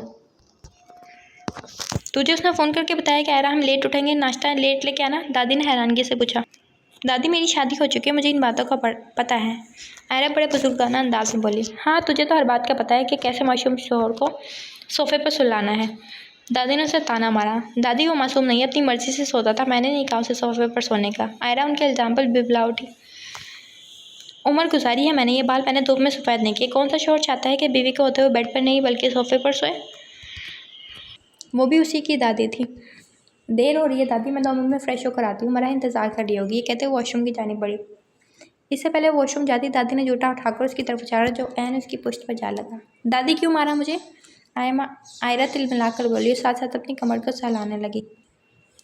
क्योंकि जब मैंने ये बात की थी तब तो तूने कहा था दादी भी दोनों सो रहे होंगे, और अब जब खुद पर बात आई है तो देर हो रही है। चल अब जल्दी जा और तैयार हो, मैं बाहर तेरा इंतजार कर रही हूँ। दादी ये कहते हुए चल दी और आयरा पैर पटक कर वॉशरूम में घुस गई। मरहा की आंख खुली तो आइस रूम में नहीं था। सामने घड़ी में देखा जिस वक्त 10 बजा रही थी। वो फ़ौरन उठी और वॉशरूम की तरफ बढ़ी। इससे पहले वो अंदर जाती आइस वॉशरूम का दरवाज़ा खोलकर बाहर आया और एकदम दरवाज़ा खोलने पर वो मरहा के सर पर लगा। जैसे ही दरवाज़ा मरहा के सर पर लगा, एक ज़ोरदार चीख उसके मुंह से निकली, जिसे आइस ने उसके मुंह पर हाथ रखकर बाहर जाने से रोक दिया। पागल तो नहीं हो, दरवाज़ा लगा है, कोई गोली नहीं जो उसके अंदर चिल्लाई हो। आइस के अंदाज में सख्ती थी। उसने ये कहते हुए अपना बाजू उसके मुंह से हटा लिया। आप आराम से दरवाज़ा नहीं खोल सकते थे, इस कदर ज़ोर से लगा है, आपको लगता तो मैं पूछती। मरहा ने अपने सर को दबाते हुए कहा। क्यों, मैं तुम्हें पागल लगता हूँ? जब दरवाज़ा खोलने की आवाज़ आएगी तो अकल इस्तेमाल करते हुए पीछे हट जाना चाहिए ताकि वो लगे ही ना, लेकिन मसला ही सब अकल का है। आइस की बात पर वो जल भुन गई। आपने मुझसे शादी बातें सुनाने के लिए की थी क्या? आयरा ने तिनक कर पूछा। नहीं, आइस ये कहते उसके करीब आया। आइस के डर से फ़ौरन दूर हुई। आप मेरे करीब क्यों आ रहे हैं? मरहा की आवाज़ लड़खड़ाई। तुम्हें बताने के लिए कि मैंने तुमसे शादी क्यों की है, आइस खुमार भरे अंदाज में कह रहा था और उसके और करीब आने पर मरहा ने आंखें बंद की तो आइस उसके पीछे से कंघा उठाकर बालों में फेरने लगा। जब कुछ देर तक आइस की कोई आवाज़ ना आई तो मल्हा ने आंखें खोली, जो मज़े से घड़ी पहन रहा था। हाँ, तो मैं बता रहा था मैंने तुमसे शादी क्यों की। इसकी मेन वजह बाबा है, जिन्हें तुम्हें अपनी बहू बनाने का शौक चढ़ गया था। एक्चुअली उन्हें मेरी नींद ज़्यादा पसंद नहीं, इसीलिए मेरी शादी रात को बेड पर घूमने वाली लड़की से करवा दी, जो खुद तो मज़े से सोती है और अपने शौहर की नींद हराम करती है। आइस उसकी आंखों में देखकर बोल रहा था। उसकी बात पर एक पल को वो शर्मिंदा हुई और दूसरे पर फौरन बोली, सही रात आपने मुझे सोने नहीं दिया, थोड़ी देर नहीं गुजरती कि आप मुझे आवाज़ें देना शुरू कर देते थे। मना उस पर चढ़ दौड़ी। पहली बात, किसी के सामने ये बात मत कहना कि मैंने तुम्हें सारी रात सोने नहीं दिया, वरना सब उल्टा ही मतलब समझेंगे और मैं मासूम फंस जाऊंगा। और दूसरी बात, मैं रात को तुम्हें इसलिए आवाज़ देता था क्योंकि तुम अपना सारा वजन मुझ पर डालकर सोई थी, जिससे मुझे नींद नहीं आ रही थी। आइस ने ठहर ठहर को से बावर कराया। अल्लाह तौबा तौबा, क्या क्या बोल रहे हैं आप। मना कानों को हाथ लगाते बोली, मैं रात को बेड की साइड पर सोई थी और वैसे ही उठी थी और आप मुझ पर बेजा इल्ज़ाम लगा रहे हैं। मैडम, शायद आपने उठते हुए गौर नहीं किया कि आप मेरी साइड पर उठी थी, हालांकि रात को आप अपनी जगह पर सोई थी। ये तो अल्लाह का शुक्र है कि मैं गिरा नहीं। मैं तो रात से ये सोच रहा हूँ कि कल को मैं और मेरे बच्चे तो नीचे ज़मीन पर बिस्तर बिछा कर सोएंगे। आइस को खुद भी समझ नहीं आई थी वो क्या कह गया है। आइस की बात पर मरा शर्म से फ़ौरन लाल हुई और वॉशरूम की तरफ बढ़ गई और आइस अपनी ही बात पर हंस दिया। दादी, आप अभी तक तैयार नहीं हुई, देर हो रही है। शान करीब आकर बोला, बेटा मैं नहीं जा रही, तुम और आयरा चले जाओ, हम सब शाम को वलीमे पर जाएंगे। दादी ने इनकार किया। ये क्या बात हुई, आप भी चले ना। हालांकि वो दिल से खुश हुआ था कि वो और आयरा ही सिर्फ जाएंगे। नहीं, मैंने नहीं जाना, दादी ने साफ इनकार किया। दादी, आप और अम्मा नहीं जा रही तो क्या हुआ, मैं भी इनके साथ ही जाऊंगी। और वह झट से बोली, ए तू चुप कर, तूने क्या लेने जाना है। कल से तेरा बेटा बुखार में पड़ा है, तुझे घूमने की पड़ी है। अगर तू अभी गई तो शाम को नहीं लेके जाऊंगी, दादी ने धमकी दी। ठीक है, नहीं जाती, आरोहा मुँह बनाकर बोली। जाओ, उसको कह के अगर उसकी तैयारी मुकम्मल हो तो बाहर आ जाए, दादी ने फ़ौरन हुक्म दिया। जी दादी, ये कहते हुए वो कमरे की तरफ बढ़ गई। माशाल्लाह मेरी जान, क्या गज़ब ढा रही हो। अभी तुम इस कदर हसीन लग रही हो, रात को क्या करोगी। मुझे लगता है आज तो तुम बहकने पर मजबूर कर दोगी। शान गाड़ी चलाते हुए मोहब्बत से बोला। सीधी तरह तुमसे तारीफ़ नहीं की जाती, आयरा सपाट लहजे में बोली। अरे मेरा तो दिल करता है तुम्हारी तारीफ़ ही करता रहूँ, मेरी शहज़ादी हो तुम। ये कहते हुए शान ने उसके हाथ पर हाथ रखा। पीछे करो अपना हाथ और ध्यान से गाड़ी चलाओ, मुझे जवानी में मरने का शौक़ नहीं है। आयरा ने से उसके औकात में रखा। उफ, नहीं मरती तुम, वो भी मेरे होते हुए। वैसे आइस कैसा लगा तुम्हें, शान ने पूछा। अच्छा, इतना अमीर हो, मुझे लगता है ज़न मुरीद बनेगा, तुम्हारी तरह नहीं है। आयरा नागवारी से बोली। मेरी तरह हो भी नहीं सकता क्योंकि सिर्फ मैं ही अपनी बीवी का इतना आशिक हूँ। शान फ़ौरन बोला। सिर्फ बातों की हद तक, आयरा ने जताना ज़रूरी समझा। ऐसे मत कहो, तुम्हारी हर ख्वाहिश तो पूरी करता हूँ, शान नाराज़गी से बोला। तो क्या एहसान करते हो, 2-3 सूट क्या लेकर दे दिए, तुम तो मुझे बातें सुना रहे हो। आयरा का लहजा इस बार सख्त था। क्या हो गया, मैंने ऐसा कुछ नहीं कहा, मैं तो बस इससे पहले कुछ कहता। आयरा फ़ौरन बोली। बस मरहा का घर आ गया है, गाड़ी रोको।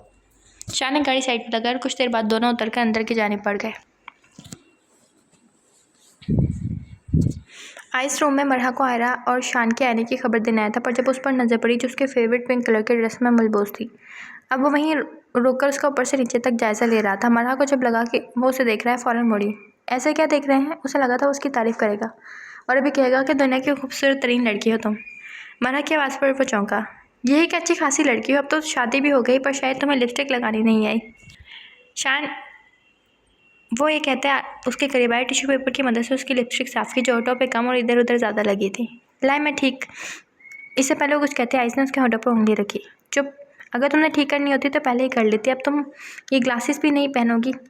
मुझे तुम्हारा ग्लासेस पहनना पसंद नहीं है। वो उसकी ग्लासेस उतारता कम सादर करता बोला। क्यों, अब क्या हर काम मैं आपकी मर्ज़ी से करूँगी, मरहा तेरे मिलाकर बोली। ये भी कोई पूछने की बात है, आइस का अंदाज़ नॉर्मल था। लिपस्टिक लगाते हुए बेसाख्ता उसकी नज़र उसके होंठ के तिल पर गई, फिर एकदम अपनी रात वाली हरकत याद आने पर मुस्कुराया। मुझे नहीं लगवानी आपसे लिपस्टिक, दूर रहें, मरहा ने उसके हाथ से लिपस्टिक लेते हुए कहा। ठीक है, तुम्हारी मर्ज़ी, वैसे मुझे क्या।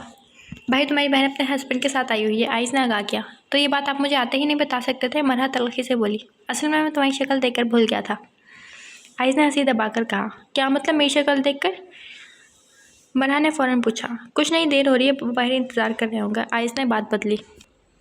वो दोनों एक साथ रूम से निकले। मरहा को देखकर आयरा फ़ौरन उसकी तरफ आई। कैसी हो आपा, आयरा ने उसे गले गले लगाकर पूछा। आयरा के आपा कहने पर मरहा तो शॉक रह गई। उसने तो आज तक उसे आपा नहीं कहा था। क्या हुआ, तुम चुप क्यों हो, आयरा ने उसे खामोश देखकर पूछा। उसके आवाज़ पर वो चौंकी। नहीं कुछ नहीं, तुम बैठो। नहीं आपा, हम अब चलेंगे, असल में नाश्ता देने आए थे। आयरा ने मुस्कुराते हुए जवाब दिया, नहीं बेटा, हमारे साथ नाश्ता करके जाओ, वैसे भी इस तकल्लुफ़ की क्या ज़रूरत है। रहमान साहब मोहब्बत से बोले, अंकल ये रस्म होती है और नाश्ता हम घर जाकर करेंगे। दादी ने कहा था जल्दी वापस आना है। शान भी उसे इतनी तमीज़ से बात करते थे हैरान हुआ था। चलिए बेटा, जैसे आपकी मर्ज़ी, मैं भी ज़रा जा रहा हूँ, होटल के कुछ इंतजाम देखते हैं। ये कहते हुए वो चले गए। अच्छा जीजू, हम चलते हैं, रात को मुलाकात होगी। शान भी आइस से मिलकर जाने लगा। अभी वो दोनों 2 कदम ही चले थे कि आयरा के शूज़ का स्टेप खुला। इससे पहले वो खुद झुक कर बंद करती, शान फौरन नीचे बैठा और उसके स्टेप बंद करने लगा।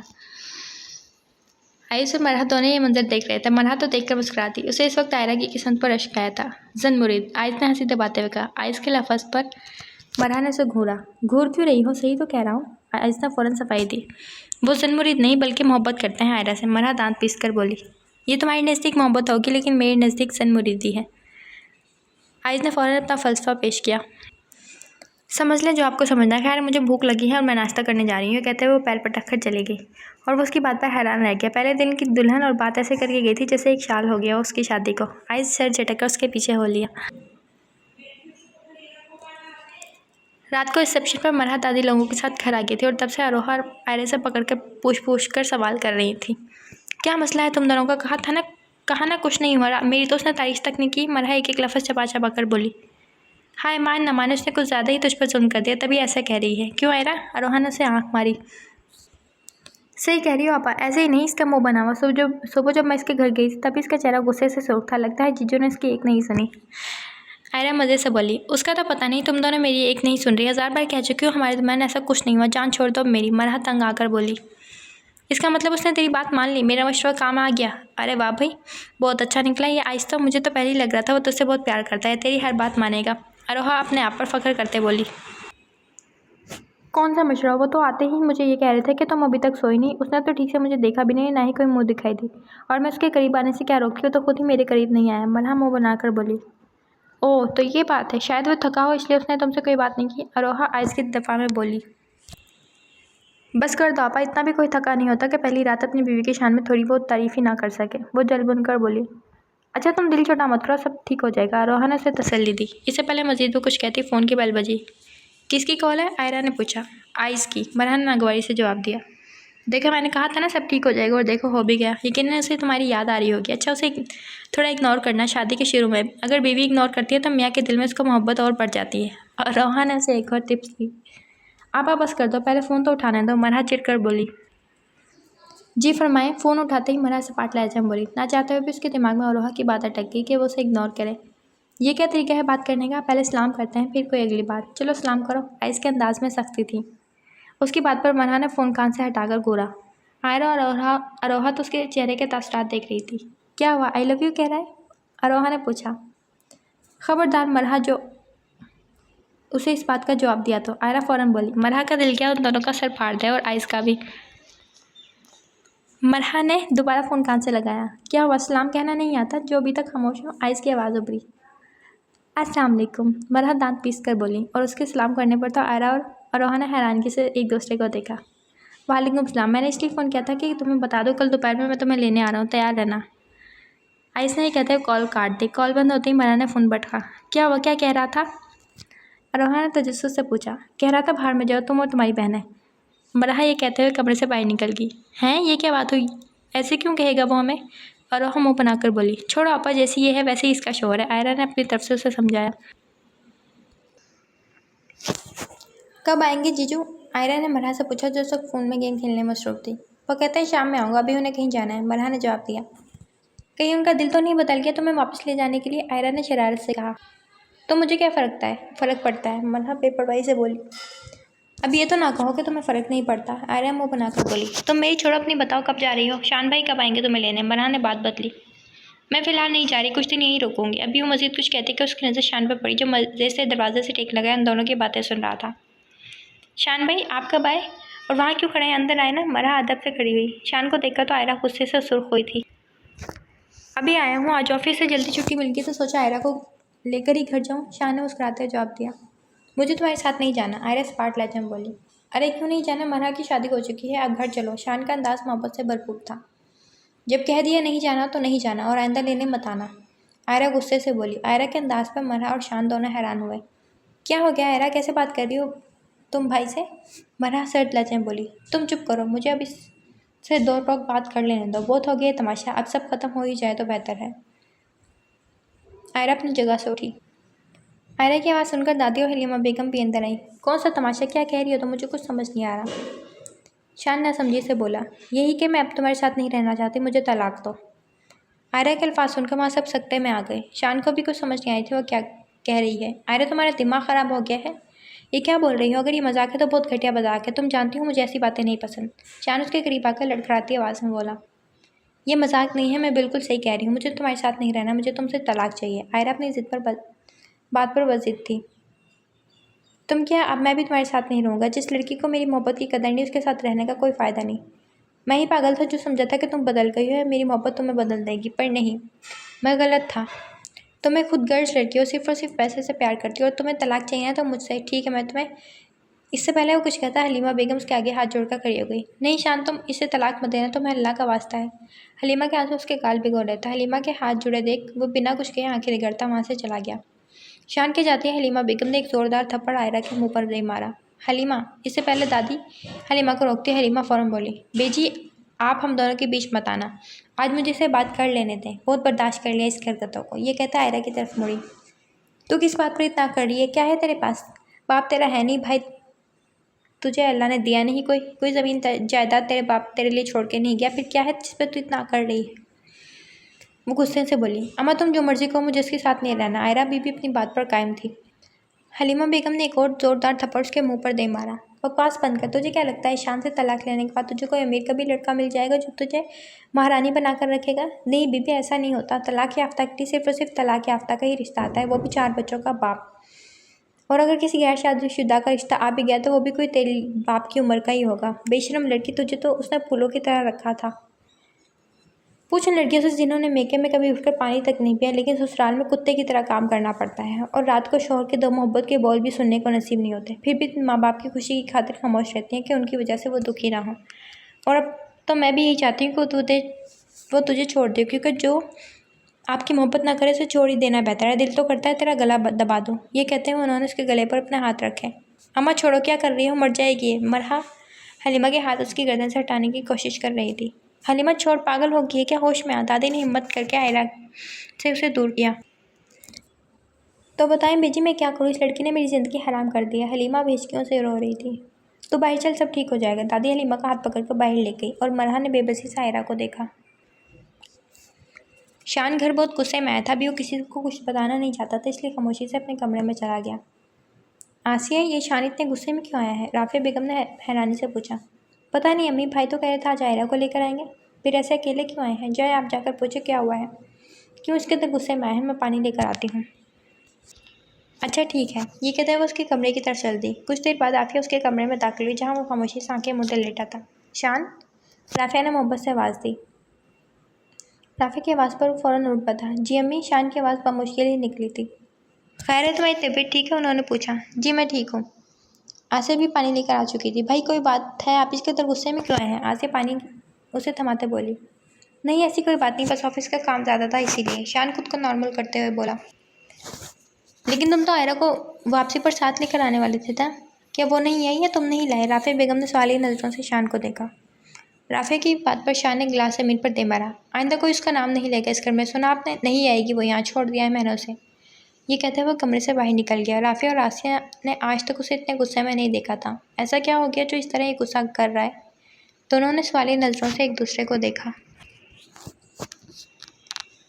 आइस मरहा को लेने आया तो घर में अजीब सी खामोशी थी जिसे वो समझ नहीं पाया। आज पहली बार वो अपने ससुराल आए थे, लेकिन शायद किसी को उसके आने की खुशी नहीं थी। वो इस वक्त ये बात बहुत महसूस कर रहा था। आंटी देर हो रही है, आप प्लीज़ मरहा को बुला दें। आइस उन्हें खामोश देखकर बोला। अच्छा बेटा मैं बुलाती हूँ। ये कहते वो उठ खड़ी हुई।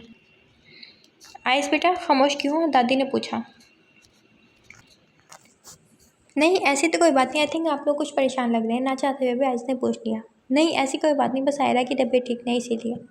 दादी ने सफाई से झूठ बोला। सब ठीक है ना? अगर ज़्यादा तबीयत हो तो मैं ले चलता हूँ, आइस ने फ़ौरन कहा।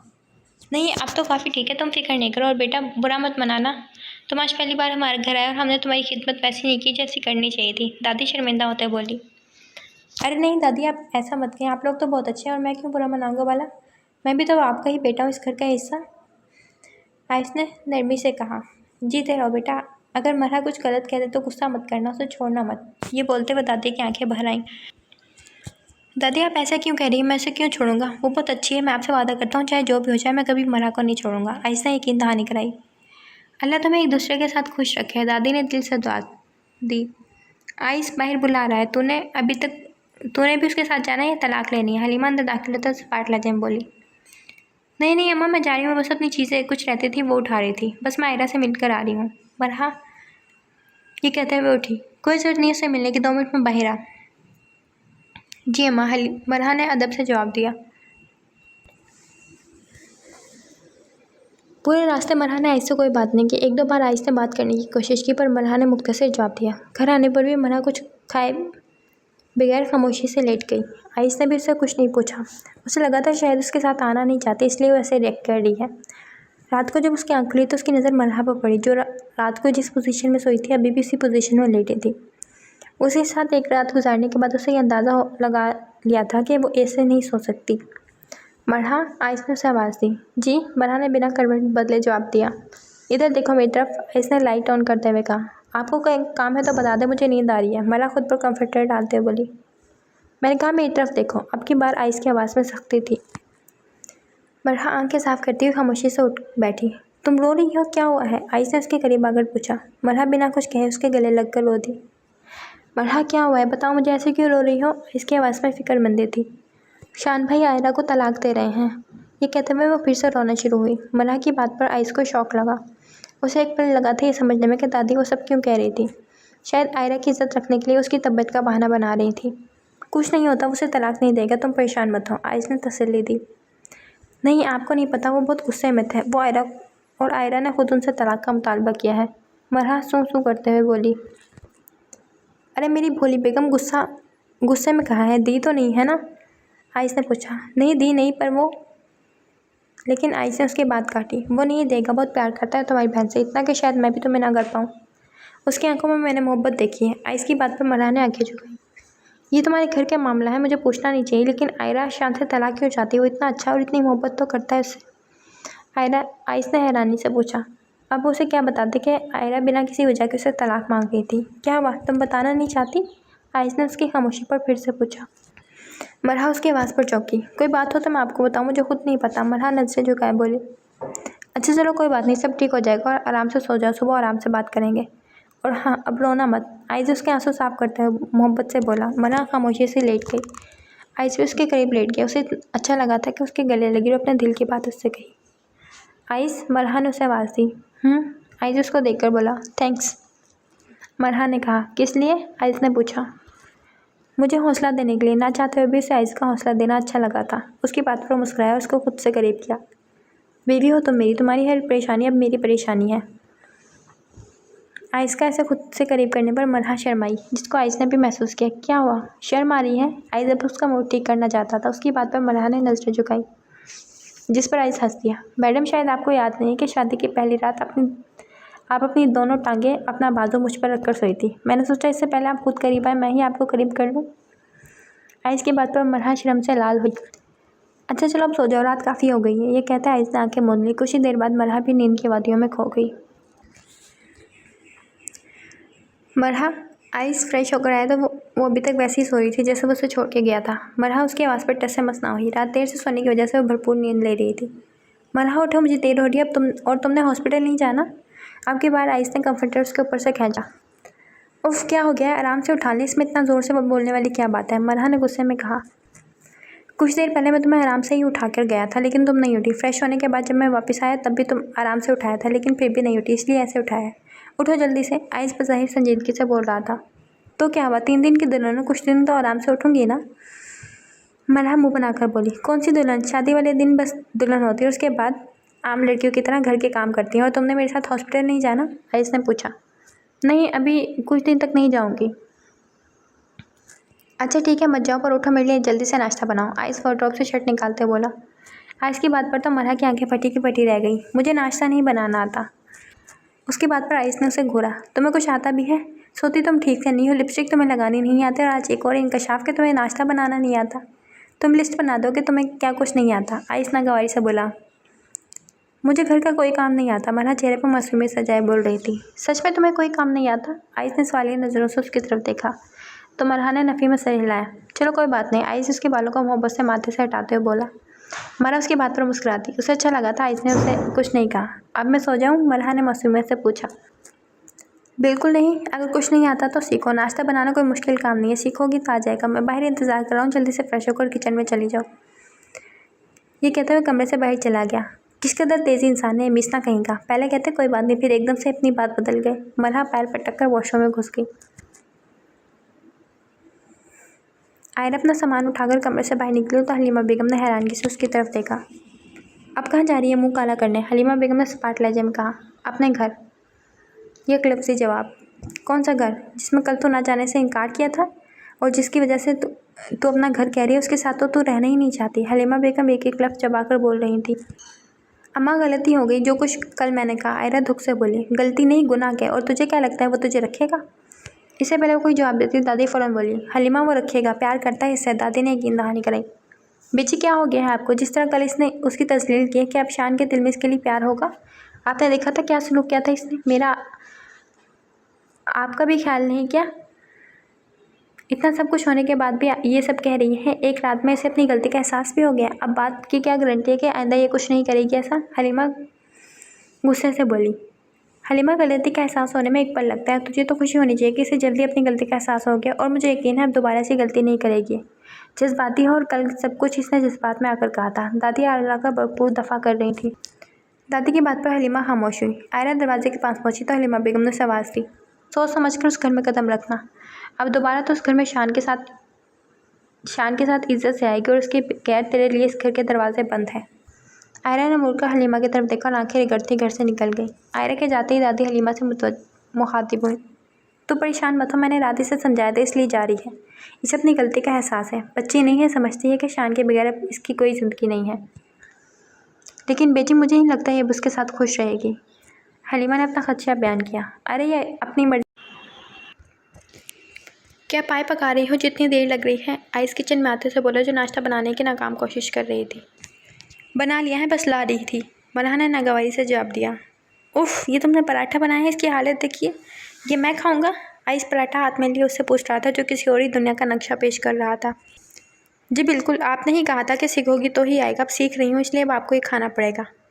मरहा मज़े से बोली। यार बहुत ही फूहड़ लड़की हो तुम। आइस के अंदर उचका कर बोला। आपका मसला क्या है? पहले कहते हैं मैं सीखो और जब मैं सीखती हूँ तो आप मुझे फूहड़ कहने लग जाते हैं। मरहा दांत पीस कर बोली। आइस को उसकी मासूमियत पर प्यार आया तो उसने मरहा का हाथ थाम कर उसे खुद से करीब किया। आइस के इतने करीब आने पर उसके कुल्हड़ की खुशबू मरहा की सांसों को छोड़ रही थी। गुस्सा आ रहा है मुझ पर? आइस उसके बालों में उंगलियां फेरते बोला। तो क्या नहीं आना चाहिए? मरहा ने आबरू उचकाकर पूछा। मरहा, ये जो मर्द होता है ना, उसे लड़की की खूबसूरती एक वक्त तक अच्छी लगती है, लेकिन इसका ख्याल रखना हमेशा अच्छा लगता है। तुमसे पहले भी मैं नाश्ता करके जाता था, लेकिन शादी के बाद मेरा दिल करता है कि तुम मुझे अपने हाथों से नाश्ता बनाकर करवाओ। मेरा हर काम खुद करो। लेकिन अगर तुम्हें ये सब अच्छा नहीं लगता तो कोई बात नहीं। आखिरी बात आइस ने उसकी पेशानी पर बोसा देकर कही। आइस की हरकत पर मरहा शर्म से लाल हुई। यार तुम तो अभी से शर्मा रही हो, अभी तो कुछ किया ही नहीं। आइस मानी खेजी नज़रों से उसे देखता बोला। अब आपको देर नहीं हो रही? मरहा उसके हिसार से निकलते बोली। हाँ हो तो रही है, पर अब क्या किया जाए। इतनी प्यारी बीवी हो तो दिल कहाँ कहाँ करता है छोड़ कर कहीं जाने को। आइस हंसी दबाकर कहने लगा। आप मजाक कर रहे हैं ना? मरहा को उसकी बात पर यकीन नहीं आया कि वो और उसकी तारीफ नामुमकिन। तुम्हें कैसे पता चला? आइस से बाकायदा हंस रहा था। क्योंकि मुझे उम्मीद है आप मेरी तारीफ़ कभी नहीं कर सकते। मरहा घूरते हुए बोली। और मैं तुम्हारी उम्मीद पर पूरा उतारने की कोशिश करूँगा। ये कहते हुए किचन से चला गया। और मैं भी आपको ऐसे ही पराठे खिलाऊंगी। मरहा बुड़बुड़ाई। कुछ देर बाद मरहा ने टेबल पर नाश्ता लगाया। आइस बेटा, ये तो गलत बात है। मेरी बहू को अभी से इस घर में आए दिन ही किए हुए हैं और तुमने आते ही उसे किचन में भेज दिया। रहमान साहब आइस को देखते हुए बोले। बाबा, कुछ दिन बाद भी तो करना है, तो आज क्यों नहीं? वैसे भी अभी इसका घर है और यही संभालेगी। क्यों मरहा, सही कह रहा हूँ ना मैं? आखिरी बात पर आइस ने मरहा को मुतवज्जा करते हुए कहा। जी अंकल, आइस बिल्कुल ठीक कह रहे हैं। अब ये मेरा ही तो घर है। बेटा, आइस और रिमशा की तरह तुम भी मुझे बाबा कह सकती हो। रहमान साहब ने मुस्कुराते हुए कहा। जी बाबा, मरहा ने ताबेदारी से कहा। शाबाश। वो उसके ऐसे कहने पर खुश हुए थे। बाबा, आपने नाश्ता नहीं करना? रहमान साहब को उठता देख मरहा ने पूछा। नहीं बेटा, मैं वो सुबह जल्दी कर लेता हूँ। पहले रिमशा और मैं एक साथ करते थे क्योंकि आइस थोड़ा लेट होता था, पर अब मैं अकेला। उन्होंने कहा। बाबा कल से मरहा जल्दी उठ जाएगी, आप दोनों मिलकर नाश्ता क्या करें, ठीक है ना मरहा? आज उसकी तरफ देख कर बोला जो बड़े गौर से उसकी बात सुन रही थी। इससे पहले वो कुछ कहती ही रहमान साहब फ़ौरन बोले, नहीं नहीं मरहा बेटा तुम आराम से उठो, इसकी बातों में मत आओ, आप तो दोनों मिलकर नाश्ता करो, मुझे कुछ काम है इसलिए मैं चलता हूँ। ये कहते हुए वो चल दी। उनके जाते ही आइस पे उठ खड़ा हुआ। आप कहाँ जा रहे हैं? मरहा ने हैरानगी से पूछा। हॉस्पिटल। नाश्ता देकर ही पेट भर गया है मेरा, शाम को तैयार रहना, अम्मी की तरफ चलेंगे। उसके जाते ही मरहा मुस्कुरा दी। उसका अम्मी के घर जाकर कहना मरहा को बहुत अच्छा लगा था। आयरा घर में दाखिल हुई तो मुकम्मल घर में खामोशी थी, कोई भी उसे नज़र नहीं आया। अपना बैग उठाकर कमरे की तरफ बढ़ी कि पीछे से राफिया बेगम की आवाज़ आई। तुम सुबह सुबह कैसे आ गई? राफिया ने संजीदगी से पूछा। वो मैं शान से कहा था कि मुझे उसके साथ नहीं जाना, तो गुस्से में कल मुझे छोड़कर आ गया था, इसलिए आज सुबह सुबह मैं आ गई। आयरा अपना अंदाज नॉर्मल रखते सफाई से झूठ बोल रही थी। तो तुम्हें कल उसके साथ आना चाहिए था ना, अच्छी बीवी जब शोर लेने जाए तो दूसरी बात नहीं करती बल्कि फ़ौरन उसके साथ चली जाती है। मैं अपने बेटे को कभी इतने गुस्से में नहीं देखा कल जितना था वो। आयरा तुम्हारी वजह से। अगर मेरे बेटे ने अपने साथ कुछ गलत किया तो याद रखना तुम्हारे साथ भी कभी अच्छा नहीं होगा, राफिया बेगम धमकी देने वाले अंदाज में बोली। आयरा बिना कोई जवाब दिए अपने कमरे की जानिब बढ़ गई। पता नहीं कैसी लड़की है जिसे इतना अच्छे ख्याल रखने वाला शोहर की कदर नहीं, ये सारी ढील शान की ही दी हुई है। राफिया बेगम आयरा के जाते ही खुद कलामी करने लगी। आयरा कमरे में दाखिल हुई तो शान सामने खड़ा कलाई में खड़ी बांध रहा था। जैसे ही आयरा पर उसकी नज़र गई गुस्से से उसकी आंखें सुर्ख हुई। फ़ौरन उसके करीब आया। क्या लेने आई हो तुम? शान धाड़ा। अपने घर आई हूँ। आयरा की आवाज़ पर मुश्किल निकल रही थी। आज पहली बार उसे शान से डर लग रहा था। कौन सा घर? तुम तो इस घर में आना ही नहीं चाहती थी, ये छोटा है घर है ना, तुम्हारे मेयार का नहीं, फिर क्यों आई हो? शान उसे बाजू से झंझोड़ते पूछ रहा था। शान मुझसे गलती हो गई। आयरा मिनमिनाई। कैसी गलती? तुमने ठीक किया मुझसे तलाक मांगकर, मुझे मेरी औकात याद दिलाई। तुमने तो बता दिया मुझे कि शान तुम्हारी मोहब्बत में ही जूती की नोक पड़ा है, मुझे तुम्हारी या तुम्हारी मोहब्बत की क्या परवाह। तुम तो एक बेवकूफ़ इंसान हो जो मुझसे मोहब्बत कर बैठे। आइस के अंदाज में इंतहा ही सख्ती थी। शान ऐसा तो मत कहो। आयरा की आंखें भीगी। क्यों ना कहूँ, अभी तो मैंने कुछ कहा ही नहीं, अभी तो मैंने तुम्हारी पसंद के अल्फाज बोलने हैं, वो तो कल तायम्मी ने रोक लिया, वरना ये कल ही किस्सा ख़त्म हो जाता। मुझे अब खुद पर गुस्सा आता है कि मैंने तुम जैसी लड़की से मोहब्बत की। शान अभी भी गुस्से में था। शान मुझे माफ़ कर दो, आयरा बेबसी से बोली। आयरा की बात पर शान पागलों की तरह हंसने लगा। आयरा बीबी तुमने मुझे समझ क्या रखा है? मैं कोई खिलौना हूँ जिसके साथ तुम जब चाहोगी खेलती रहोगी और जब दिल भर जाएगा उठाकर फेंक दोगी? लेकिन मैं तुम्हारा खिलौना नहीं हूँ आयरा। मैडम एक जीता जागता इंसान हूँ और मेरे भी एहसासात हैं, लेकिन तुम शायद ही कभी ये बात नहीं समझोगे। आज ही मैं तलाक के पेपर्स बनवाऊंगा और 2 दिन तक वो तैयार हो जाएंगे। ये कहते हुए कमरे से जाने लगा। इससे पहले हो जाता आयरा ने उसका हाथ पकड़ लिया। शान प्लीज़ मुझे तलाक मत दो, मैं तुम्हारे साथ रहना चाहती हूँ। आयरा रो दी। मेरा तो इस रात को आग लगाने को दिल कर रहा था जब मैं तुम्हारे करीब आया हूँ। और रही बात तलाक की, तो अब बहुत देर हो गई है, अब मैं तुम्हारे साथ नहीं रहना चाहता। वो अपनी बात मुकम्मल करते कमरे से चला गया। अस्सलाम वालेकुम दादी, कैसी हैं आप? मैं ठीक मेरी बच्ची, तो सुना कैसी है? दिल लगा तेरा? फ़ोन की दूसरी साइड पर दादी ने मोहब्बत से पूछा। जी मैं ठीक हूँ दादी, यहाँ सब बहुत अच्छे हैं। और आइस वो ठीक है तेरे साथ? दादी ने पूछा। जी वो भी ठीक है मेरे साथ, असल में हम शाम को आ रहे हैं तो सोचा आपको फ़ोन पर इतला दे दूँ। चलिए तो अच्छा किया। हलीमा से कहती हूँ रात का खाना बना ले। बिल्कुल ज़रूर बना लीजिएगा। मरहा जानते थे कि वो वहाँ से खाना नहीं खाएगा तो वापस आकर उसे खुद बनाना पड़ेगा, इसीलिए फ़ौरन बोली। क्या हुआ, कुछ बोल क्यों नहीं रही? जब कुछ देर उसकी आवाज़ नहीं आई तो दादी ने पूछा। दादी की आवाज़ पर वो चौंकी। दादी आयरा कैसी है? उसने अपना फ़ैसला बदला या नहीं? मरहा ने पूछा। हाँ हाँ उसने फ़ैसला बदल लिया और वापस भी चली गई। दादी मुस्कुराते हुए बताने लगी। क्या आप सच कह रही हो? वाकई चलेगी? मरहा ने बेयकीनी से पूछा। तो और क्या, मैं तुझ भला झूठ क्यों बोलने लगी? वैसे भी अभी वो कल ही यहाँ से गई है, आज फिर क्यों आ रही है तू? 2 दिन मुझे और हलीमा को भी सुकून से रहने दे। दादी बोली। दादी मैं नहीं आ रही, आज आइस ने कहा था। मरहा मिनमिनाई। अच्छा फिर ठीक है, माशाल्लाह बहुत ही फरमाबरदार बच्चा है। दादी दिली दिल में उसकी तारीफ़ की। दादी कभी मेरी भी तारीफ़ कर दिया करें, मैं भी आपकी कुछ लगती हूँ। मरहा जल बुनकर बोली। तेरी क्या तारीफ़ करूँ, एक नंबर की निकम्मी है। वो तो तेरी किस्मत अच्छी थी जो इतने बड़े घर में शादी हो गई, वरना तो पता नहीं क्या बनता तेरा। यहाँ तो नौकर है, तुझे कुछ करना भी नहीं पड़ता होगा, दादी ने कहा। दादी आपसे किसने कहा? अभी 4 दिन हुए मेरी शादी को, सुबह सुबह किचन में नाश्ता बनाने भेज दिया। वो कहते हैं सारा काम तुम क्या करो मेरा, तो क्या फ़ायदा नौकरों का? मरा बज़ाहिर फुर्सती से बोली। तो ठीक है, तो कहता है बेबी है, तेरा हक बनता है उसका सारा काम करना। और बीवी जो अपने शौहर का काम खुद करती है उससे अल्लाह भी खुश होता है और शौहर के दिल में बीवी के लिए मोहब्बत पैदा होती है, दादी ने उसे समझाया। अच्छा जब मैं उनकी कोई बात करूँ तो बड़े अच्छे तरीके से समझाने लग जाते हैं और मेरी बार कोई तारीफ़ ही नहीं करती। मरहा खफा हुई। अब मैंने नहीं बल्कि आइस ने तेरी तारीफ़ करनी है। चल उठ और उसके लिए आने से पहले अच्छे से तैयार हो। लेकिन दादी से पहले मरहा कुछ कहती, दादी ने उसकी बात काटी। जो कह रही हूँ वो कर, वरना आइस को फ़ोन करके कह दूँगी कि सिर्फ तू मिलने आ जा, मरहा को रहने दे। दादी ने कहते हुए फ़ोन काट दिया और दादी की बात पर मरहा फ़ोन को घूर कर रह गई। शाम को आइस घर आया तो मरहा दादी के कहने पर तैयार उसके सामने थी। आइस ने ऊपर से नीचे तक उसे गौर से देखा है। वो ब्लैक कलर के ड्रेस में हमेशा से बहुत प्यारी लगती थी। आज भी वो बहुत प्यारी लग रही थी। बाल खोले, गले में दुपट्टा, हल्की सी लिपस्टिक जो आज बहुत परफेक्ट अंदाज में लगाई गई थी। आइस को उसे देखकर अपनी धड़कन रुकती महसूस हुई। आज उसकी महरम बनकर उसके लिए तैयार हुई थी। क्या हुआ?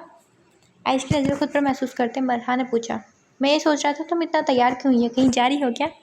आइस जो उसे तंग करने के मूड में था। आइस के सवाल पर तो मरहा कड़ कर रह गई। आपने मुझे कहा था शाम को तैयार रहना, अम्मी की तरफ जाना है। आप मुझसे ही पूछ रहे हैं कि क्यों तैयार हो? मरहा उसे बताना नहीं चाहती थी कि वो उसके लिए तैयार हुई है। घर का तो सिर्फ बहाना था। अच्छा, मैंने ऐसा कुछ कहा था क्या? आइस सोचते हुए बोला। तो क्या मैं झूठ बोल रही हूँ? मरहा मुंह बनाकर बोली। मैंने ऐसा तो नहीं कहा। अच्छा जाओ, एक गिलास पानी तो पिलाओ यार, बहुत थक गया हूँ। आइस ने सोफे से टेक लगाते हुए कहा। मरहा उसे घूरते हुए पानी लेने चली गई। कुछ देर बाद वो पानी का गिलास उसे थमाया, जो एक ही सांस में पी गया और गिलास वापस पकड़ाया। थैंक्स, आइस ने कहा। चले। मरहा ने सवालिया नज़रों से देखा। फिलहाल तो मेरे सर में शदीद दर्द है, प्लीज़ एक कप चाय बना दो। आइस चेहरे पर मुसीबत से जय बोल रहा था। मरहा को इस वक्त शिद्दत से हलीमा बेगम याद आई। वो भी तो हॉस्पिटल से आते ही ऐसी फरमाइश किया करती थी, और जब उसका शोहर उससे कर रहा था तो उसे गुस्सा आ रहा था। क्या वो चाय बनानी नहीं आती? आइस ने मुसीबत से पूछा। आती है, ला रही हूँ। दांत पीसते हुए दोबारा किचन की जानिब बढ़ गई। उसके जाता ही आइस हंसने लगा। मरहा को तंग करने में उसे मज़ा आता था। मरहा चाय बनाकर लाई और पटकने वाले अंदाज में आइस के करीब रखा। आराम से यार, गुस्सा क्यों आ रहा है? आइस मोहब्बत से बोला। जल्दी चाय पिए, देर हो रही है। मरहा कमर पर दोनों हाथ टिकाए उसके सामने खड़ी कह रही थी। अच्छा ठीक है, चलते हैं, पर देखो ये ड्रेस कितना ख़राब हो गया मेरा। और अब ससुराल जाना है, ऐसे तो नहीं जा सकता ना। एक और बहाना। तो फिर? मरहा ने पूछा। तो फिर ये कि मेरा अच्छा सा कोई ड्रेस निकाल दो और उसे प्रेस कर दो, फिर मैं 10 मिनट में तैयार होकर तुम्हारे साथ चलता हूँ। आइस जितने नॉर्मल अंदाज में कह रहा था, मरहा को उस पर इतना ही गुस्सा आ रहा था। मुझे कहीं नहीं जाना, मरहा सपाट अंदाज में कहते उसके बराबर में बैठ गई। चलो, मर्जी है तुम्हारी, आइस हंसी दबाकर बोला। मरहा अब खामोशी से मुँह फैलाकर बैठी थी। जब कुछ देर तक जब मरहा को लगा कि आइस को उसकी नाराज़गी की कोई परवाह नहीं, तो वो उठकर चल दी। कहाँ जा रही हो? आइस ने पीछे से उससे आवाज़ दी। जहन्नुम में, मरहा ने मुरे बिगड़ नागवारी से जवाब दिया। इसका मतलब तुम शादी से पहले जहन्नुम में रहती थी? आइस उसके करीब आते हुए बोला। मरहा गुस्से में मुड़ी ही थी कि एकदम उसके सीने से टकराई, फिर फ़ौरन पीछे हटी। मुझे आपसे बात नहीं करनी, मरहा खुफकी से बोली। तो आइस ने उसे खुद से करीब किया और उसका दुपट्टा गले से निकाला। आइस की हरकत पर मरहा डर सी गई, लेकिन अगली हरकत पर मरहा हैरान रही, जब वो उसका दुपट्टा उसके गले सर पर फैला रहा था। सर पर दुपट्टा ज़्यादा अच्छा लगता है, गले में नहीं। चलो अब चलते हैं। ये कहते हुए उसका हाथ थाम कर भाई की तरफ बढ़ गया। आयरा वॉशरूम से बाहर आई तो शान का ऑफिस बैग सामने पड़ा था, जिसका मतलब साफ था कि वो उसकी गैर मौजूदगी में कमरे में आया है। लेकिन शायद वो उससे बात नहीं करना चाहता था। घर में कोई नहीं था। दोपहर में ही आसिया और चची शान के मामू की तरफ गए थे और उससे खाने का पूछने वाला कोई नहीं था। आयरा कमरे से बाहर निकले तो सामने बड़े आराम से बैठकर फ़ोन यूज़ कर रहा था, जैसे उसके अलावा घर में कोई मौजूद ही ना हो। उसे शान के करीब जाने से डर लग रहा था। सुबह जिस तरह शान ने उससे बात की थी, तब से वो सहम गई थी। शान, पानी लाऊं? आयरा पहली बार उसे हिचकिचाते हुए पूछ रही थी। शान ने उसकी बात का जवाब नहीं दिया। बज़ाहिर ऐसे लग रहा था जैसे उसने कुछ सुना ही ना हो। शान, मैंने खाना बनाया है, वो भी तुम्हारी पसंद का। आयरा फिर बोली। चली जाओ यहाँ से, मुझे भूख नहीं है, शान सपाट लहजे में बोला। शान, देखो तुम मुझसे नाराज़ हो, लेकिन खाने से क्या नाराज़गी? आयरा खुद को नॉर्मल करते हुए बोली। शान फ़ोन पर साइड पर रखकर खड़ा हुआ। तुम्हें किसने कहा आयरा मैडम मैं तुमसे नाराज़ हूँ? तुम तो इस काबिल भी नहीं हो कि मैं तुमसे नाराज़ हूँ, और ये सोचना भी मत कि मैं तुम्हारे हाथ का बना हुआ कुछ खाऊंगा। शान, तुम ऐसा क्यों कर रहे हो? मैं तुमसे माफ़ी तो मांग चुकी हूँ, आयरा दुख से बोली। माफ़ तो मैंने तुम्हें कभी नहीं करूँगा, और कल अपना सामान पैक कर लेना, जैसे अकेली आई थी वैसे ही चली जाना। तलाकनामा तुम्हारे घर पहुँच जाएगा। ये कहते हुए उसके करीब से गुजरा।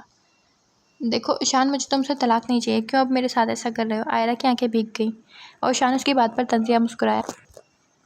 तुम भी अजीब हो आयरा, जब छोड़ना नहीं चाहता था तब मेरे साथ रहना नहीं चाहती थी, और आज जब मैं रहना नहीं चाहता तो तुम मुझे छोड़ना नहीं चाहती।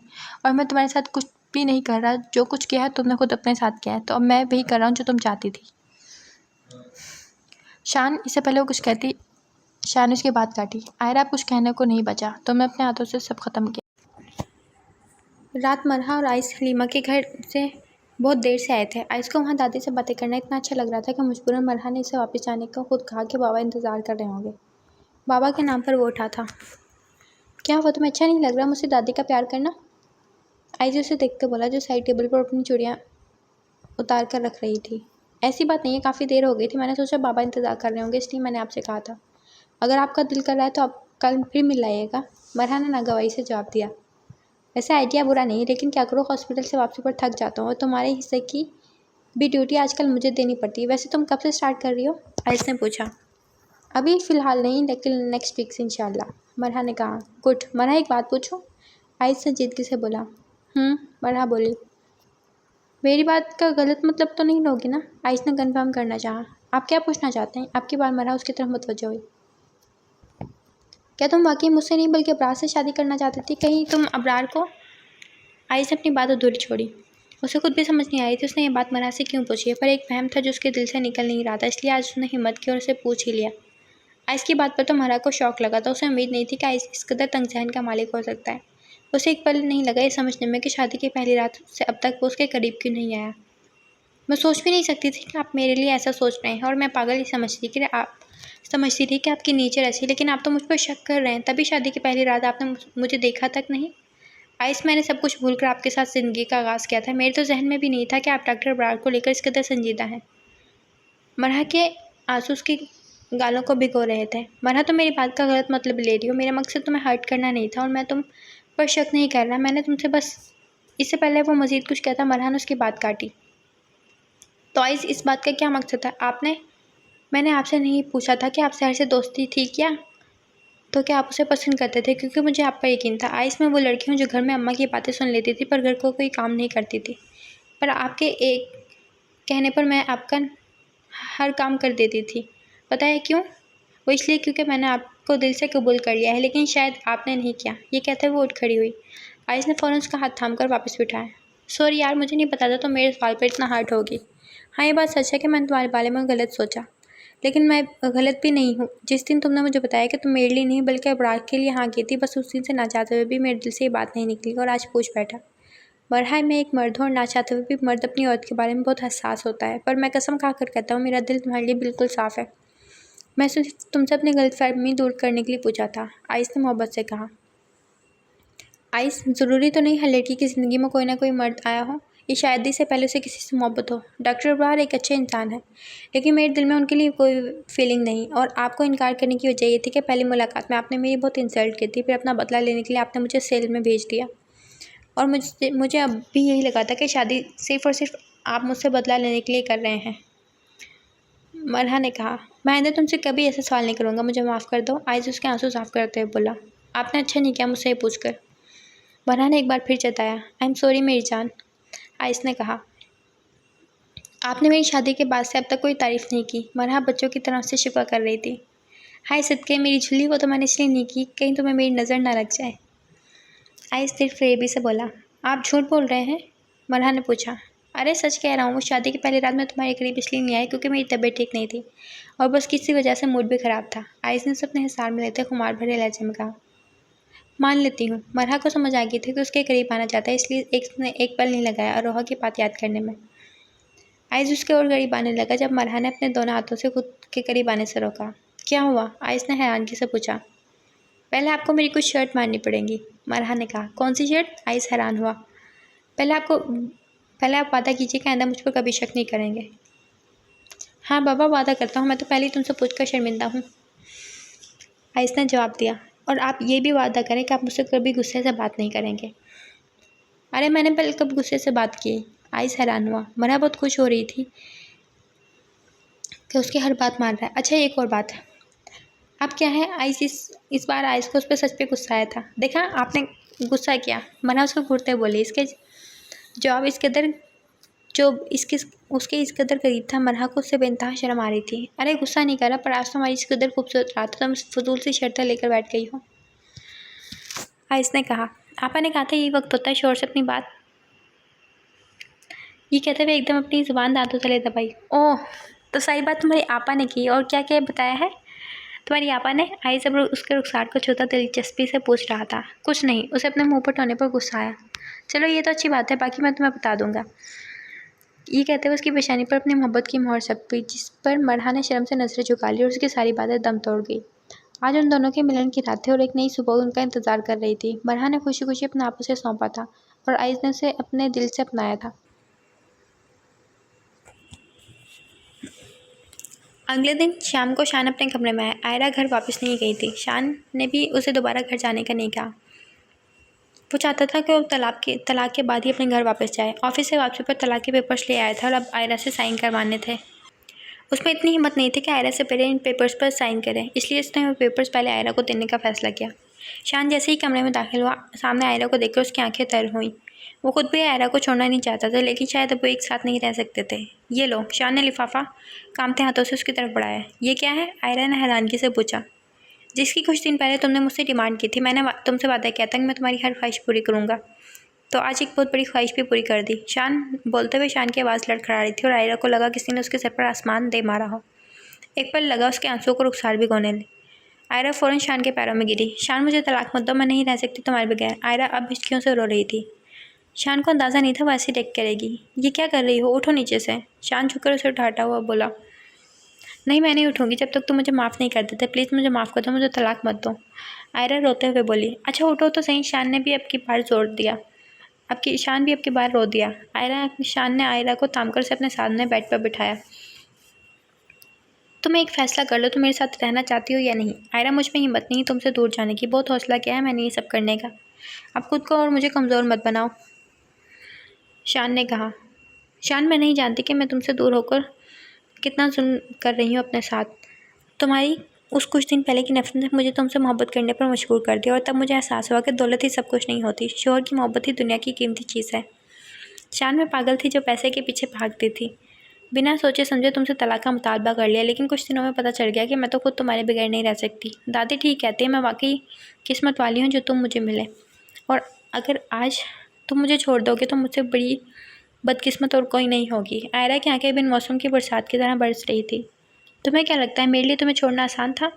सारी सारी रात ठीक से सो नहीं पाया। तुम्हें अब हुई है मुझसे मोहब्बत, और मैं जो कई सालों से तुमसे कर रहा हूँ, मैं सिर्फ तुम्हारी खुशी के लिए तुम्हें छोड़ रहा था, ये जानते हुए भी कि तुम्हारे बगैर मेरी ज़िंदगी ख़त्म हो जाएगी। आयरा, मैं तो खुद तुम्हारे दूर जाने से डरता हूँ। आयरा उसके गले लगी ज़ारो कतार रोने लगी। वो जो इतने दिनों के से उसके अंदर गुबार भरा हुआ था, शान के गले लगकर निकाल रही थी। ना सिर्फ शान बल्कि वो खुद भी अपने ऊपर काबू नहीं रख पाई। शान, प्लीज़ मुझसे कभी नफ़रत मत करना। मुझसे तो तुम्हारी कुछ दिन की बेरुखी बर्दाश्त नहीं होती, नफ़रत कैसे करूँगी? आयरा से दूर होते हुए बोली। आयरा, एक बात याद रखना, जिससे एक बार मोहब्बत हो जाए फिर लाख कोशिश कर लो उसे नफ़रत करने की, लेकिन आप नहीं कर पाओगे। जब भी इसका नाम आपके सामने लिया जाएगा, आपका दिल एक ही दम से धड़कना भूल जाएगा और आपकी सारी मेहनत उस इंसान से नफ़रत करने की मिट्टी में मिल जाएगी। शान उसके चेहरे पर फैले बालों को पीछे करते हुए बोला। आयरा उसकी बात पर उठी और लिफाफे में से पेपर निकाल कर उसे पढ़ना शुरू किया। ये क्या कर रही हो? शान हैरानगी से बोला। उस जड़ को ख़त्म कर रही हूँ जो हमारी जुदाई का सबब बन रही थी। आयरा हनोस फाड़ते ही बोली। ये नहीं बन रहे थे, ये तो बेजान कागज़ है। जुदाई का सबब हमारी अना बनती है जो हमें मोहब्बत करने से दूर करती है। ये तो बस इस दूरी को कंफर्म करते हैं, शान ने कहा। और वैसे भी संभाल लो कभी तुम जज्बात में आकर मुझसे तलाक। इससे पहले मज़ीद कुछ कहता आयरा ने फ़ौरन उसके होठों पर अपना हाथ रखा। आयरा, ऐसा मत कहना, मैं तो अब तुमसे दूर रहने के बारे में सोच भी नहीं सकती। आयरा तड़प कर बोली। शान ने उसका हाथ अपने होठों से हटाकर उस पर अपनी मोहब्बत की मोहर जब्त की। अल्लाह करे ऐसा ही हो। अच्छा अब वो तो कहो ना। शान उसका मूड ठीक करना चाहता था। क्या कहूँ? आयरा ने हैरानगी से पूछा। यार, अब तुमने कह दिया है कि तुम्हें मुझसे मोहब्बत हो गई तो अच्छे से उसका इजहार भी कर दो। शान बोला। नहीं, बिल्कुल नहीं। आयरा ने साफ कोई से काम लिया। इसका मतलब तुम मेरे साथ अभी भी रहना नहीं चाहती, तो क्या कल फिर मुझे पेपर्स बनवाने पड़ेंगे? शान ने फ़ौरन बात बताई। नहीं नहीं, आई लव यू, ये कहते हुए आयरा फ़ौरन भाई की जानिब भागी। उसके जाते ही शान हंस दिया। थैंक्स दादी, अगर आप ना होती तो शायद हम दोबारा ना मिलते। ये सच था। आयरा के घर से निकलते ही दादी ने शान का फ़ोन किया था और कहा था कि उसके साथ थोड़ा सख्त रवैया इख्तियार करे ताकि वो अपनी गलती का एहसास हो, वरना शान तो उसको देखते ही पिघल जाता और फ़ौरन से गले लगा लेता, पर ऐसे उसे कभी अपनी गलती का एहसास ना होता और दोबारा गुस्से में उसे छोड़ने का कहती। दादी ने ही उसे कहा था कि तलाक के पेपर बनाए। दादी की हर बात मान ली तो, पर उसे खुद भी डर था कि कहीं सच में आयरा इससे दूर ना चली जाए, पर ऐसा कुछ नहीं हुआ। दादी का मशवरा काम कर गया और आज ना सिर्फ उसे तलाक लेने से इनकार कर दिया था, बल्कि उसके सामने उसकी मोहब्बत का भी इजहार कर दिया था उसने। 1 साल बाद आफ्टर 1 ईयर। वैसे मरहा, तेरा बेटा तो बहुत ही प्यारा है, दादी ने मरहा के बेटे को गोद में लेकर कहा, जो अभी 1 हफ्ते का था। जीजू पे जो गया है, आयरा शरारत से बोली।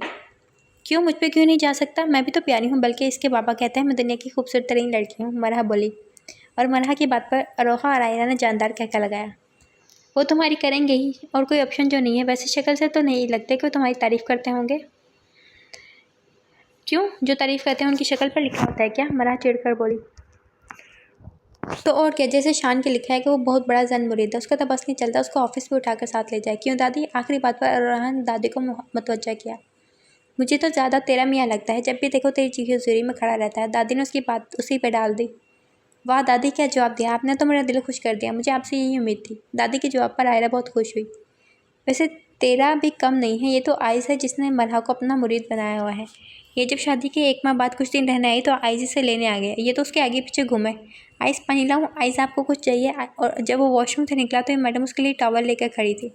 मैं तो उसको देखकर हैरान रह गई कि ये वही मरहा है जिसे खुद उठकर पानी पीने पर मोड़ पड़ती और अच्छी और के काम खुद कर रही है। जहाँ आयरा और अरोहा को दादी की बात सुनकर शौक लगा, वही मरहा ने मुँह बनाया। तो ठीक है ना दादी, आपने ही सिखाया कि औरत शौहर की इज्जत करना और उसके हर काम खुद करना। मरहा मुँह बनाकर बोली। अरे तुझे मैं जानती नहीं, ये तो उसने तुझे सीधा किया, वरना मेरी बात कहाँ मानने वाली थी तू। दादी ने सीधा किया। दादी आप ठीक कहती हैं, ये तो बहुत कामचोर थी। आयरा ने दादी की हिमायत की। तू भी चुप कर। कहती थी दादी मैं आपकी जल्द खुशखबरी सुनाऊंगी, बस आप जल्दी से मरहा की शादी कर दे। तेरी बातों में आकर मैंने इसकी शादी कर दी और इसने मेरी गोद में नवासा डाल दिया, पर तेरा भी कोई पता नहीं। दादी ने साथ में उसे भी झिड़का। दादी इसमें मेरा क्या कसूर है? इसकी स्वीट तेज है, मेरी नहीं। 2 माह बाद मैं आपकी गोद में पोता ही पोती डाल ही दूंगी। आयरा ने कहा। वैसे नाम क्या रखा है मरहा तूने इसका? उसने पूछा। दादी इसका नाम ऑन है, मरहा ने मुस्कुराते जवाब दिया। प्यारा नाम है। मेरी एक बात याद रखना तुम तीनों, अपनी औलाद को पैसे की हवस में मत पड़ने देना। इन्हें बताना पैसे से ज़्यादा रिश्तों की अहमियत होती है। दुनिया में बहुत से लोग हैं जो कहते हैं हमसे पैसा ले लो, बस रिश्ते और उनसे मिलने वाली खुशियाँ दे दो। लेकिन पैसे से रिश्ते और खुशियाँ नहीं खरीदी जाती। अगर कोई इंसान आपको चाहता है ना, तो ये कभी कहो कि वो अमीर नहीं है, क्योंकि अमीर लोगों की ही बीवी ज़्यादातर दुखी होती हैं। और दूसरा, अपनी औलाद को अनापरस्ती मत बनाना। जो अना होती है ये रिश्तों को ख़त्म कर देती है। झुकना अल्लाह को बहुत पसंद है और इंसान के लिए भी इसमें बहुत फ़ायदे हैं। दादी अपनी बातों का अमल कर चुकी थी। दादी आप ठीक कह रही हैं, आज मैं जितनी शान के साथ खुश हूँ शायद किसी और के साथ ना होती। मैंने आपकी वजह से हाँ की थी, मैं इस रिश्ते से खुश नहीं थी, पर हकीकत यह है कि आपका फ़ैसला बहुत अच्छा था। अच्छा हुआ जो उस वक्त आपने मेरी बात नहीं मानी और मेरी शादी शान से करा दी। सच कहते हैं बड़ों के फैसले कभी गलत नहीं होते। आयरा ने कहा। ये भी तूने ठीक कहा कि बड़ों के फैसले कभी गलत नहीं होते, लेकिन हर बार ऐसा नहीं होता। कभी कभी बड़े ऐसा फैसला कर जाते हैं जिससे औलाद सही ज़िंदगी रोती है। बस बच्चों की खुशी का भी ख्याल रखना चाहिए। जिस उम्र में मैं हूँ उसमें अच्छे बुरे की फ़ौरन पहचान हो जाती है। और मुझे शान से बेहतर तेरे लिए और कोई नहीं लगा, क्योंकि जब तूने पहली बार इनकार किया तब उसका मुझे फ़ोन आया था। और तुझे पता है वो बच्चों की तरह रो रहा था कि दादी देखिए वो मेरे साथ ऐसा कर रही है, अब मैं उसके बगैर नहीं रह सकता। फिर मुझे लगा कि तू उसके साथ बहुत खुश रहेगी, क्योंकि जिस उम्र में वो तेरे लिए रो रहा था ना, उस उम्र में कोई मर्द को कोई ना कोई अच्छी लड़की मिल ही जाती, लेकिन उसे तुझसे मोहब्बत थी। दादी के इंकशाफ पर सब हैरान हुए, खुद आयरा भी, क्योंकि शान ने ये बात उसे कभी नहीं बताई। चलो तुम तीनों अपने शौहरों को फ़ोन करके रात का खाना खाने के लिए बुलाओ, और तू उठ माँ के साथ काम करवा। बेचारी 3 बेटियों के होते हुए अकेले लगी। दादी ने अरोहा को मुतवज्जा किया। दादी मुझे अकेली को क्यों कहा है? मरहा और आयरा भी तो हैं, उन्हें भी कहें। अरोहा फ़ौरन बोली। आयरा की हालत देख, और मरहा का बच्चा छोटा है, इसलिए तुझसे ही कहूँगी, जो 5 साल से एक ही बेटा लेकर घूम रही है। हुकूमत ने कहा है कि 2 साल का वक्फा करो, लेकिन तूने तो अपना ही वक्फा बनाया हुआ। अगले साल तेरे पास भी एक और हो। दादी ने हुक्म सादर किया। दादी आप तो ऐसे कह रही हैं जैसे मैं जानबूझ के पैदा नहीं करना चाहती। अरोहा मुँह बनाकर बोली। मुझे तेरा सारा पता है, चल निकल, वरना मैं जूती उठाऊंगी। दादी ने धमकी दी। जा रही हूँ, ये कहते वो उठ खड़ी हुई। अभी दरवाजे के करीब पहुंची थी कि कोई बात याद आने पर फिर मुड़ी। आप क्या है? दादी ने उसे मुड़ते देखकर पूछा। दादी मैं सोच रही थी कि शुक्र है आप मेरी दादी हैं, सास नहीं, वरना इन 5 सालों में मेरे 5 बच्चे होते। इससे पहले अपनी बात मुकम्मल करके भागती, दादी का जूता उसके कंधों पर लगा, जिस पर अरोहा की चीख निकली। दफ़ा हो जाए यहाँ से, कितनी जुबान चलती है तेरी।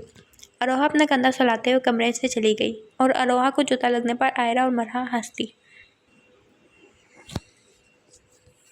आयरा की तबीयत एकदम ख़राब हो जाने की वजह से शान और राफिया बेगम उसे हॉस्पिटल लेकर आए थे। आयरा को इमरजेंसी ले जाया गया था। शान और राफिया बेगम बाहर खड़े दुआ कर रहे थे। टेंशन से शान कमरे के बाहर ही चक्कर लगा रहा था। शान बेटा बैठ जाओ, अल्लाह खैर करेगा। राफिया बेगम ने कहा। अम्मी मुझे बहुत डर लग रहा है। शान की आवाज़ कांप रही थी। बेटा कुछ नहीं होगा, अल्लाह पर यकीन रखो। राफिया बेगम ने यकीन दहानी कराई।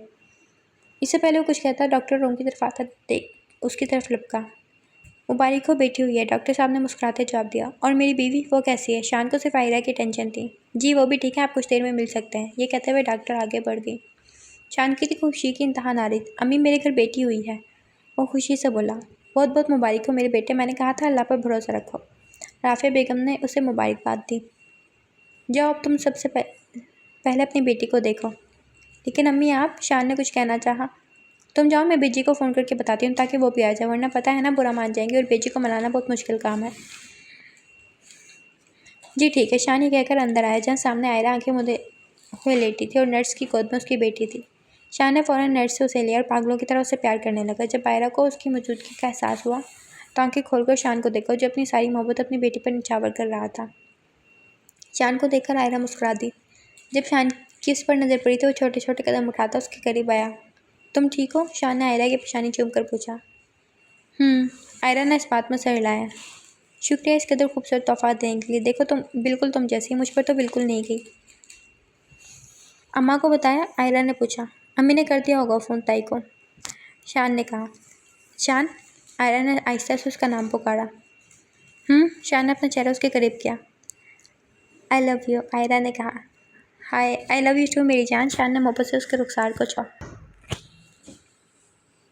मरहा आ जाओ, कब से ऑन रो रहा है? आइस काफ़ी देर से मरहा को आवाज़ें दे रहा था। क्या हो गया आइस? में फीडर देकर तो गई थी, फिर क्यों रो रहा है? मरहा आते ही चिढ़कर बोली। कहाँ है फीडर? मुझे तो नहीं मिला। आइस ने कहा।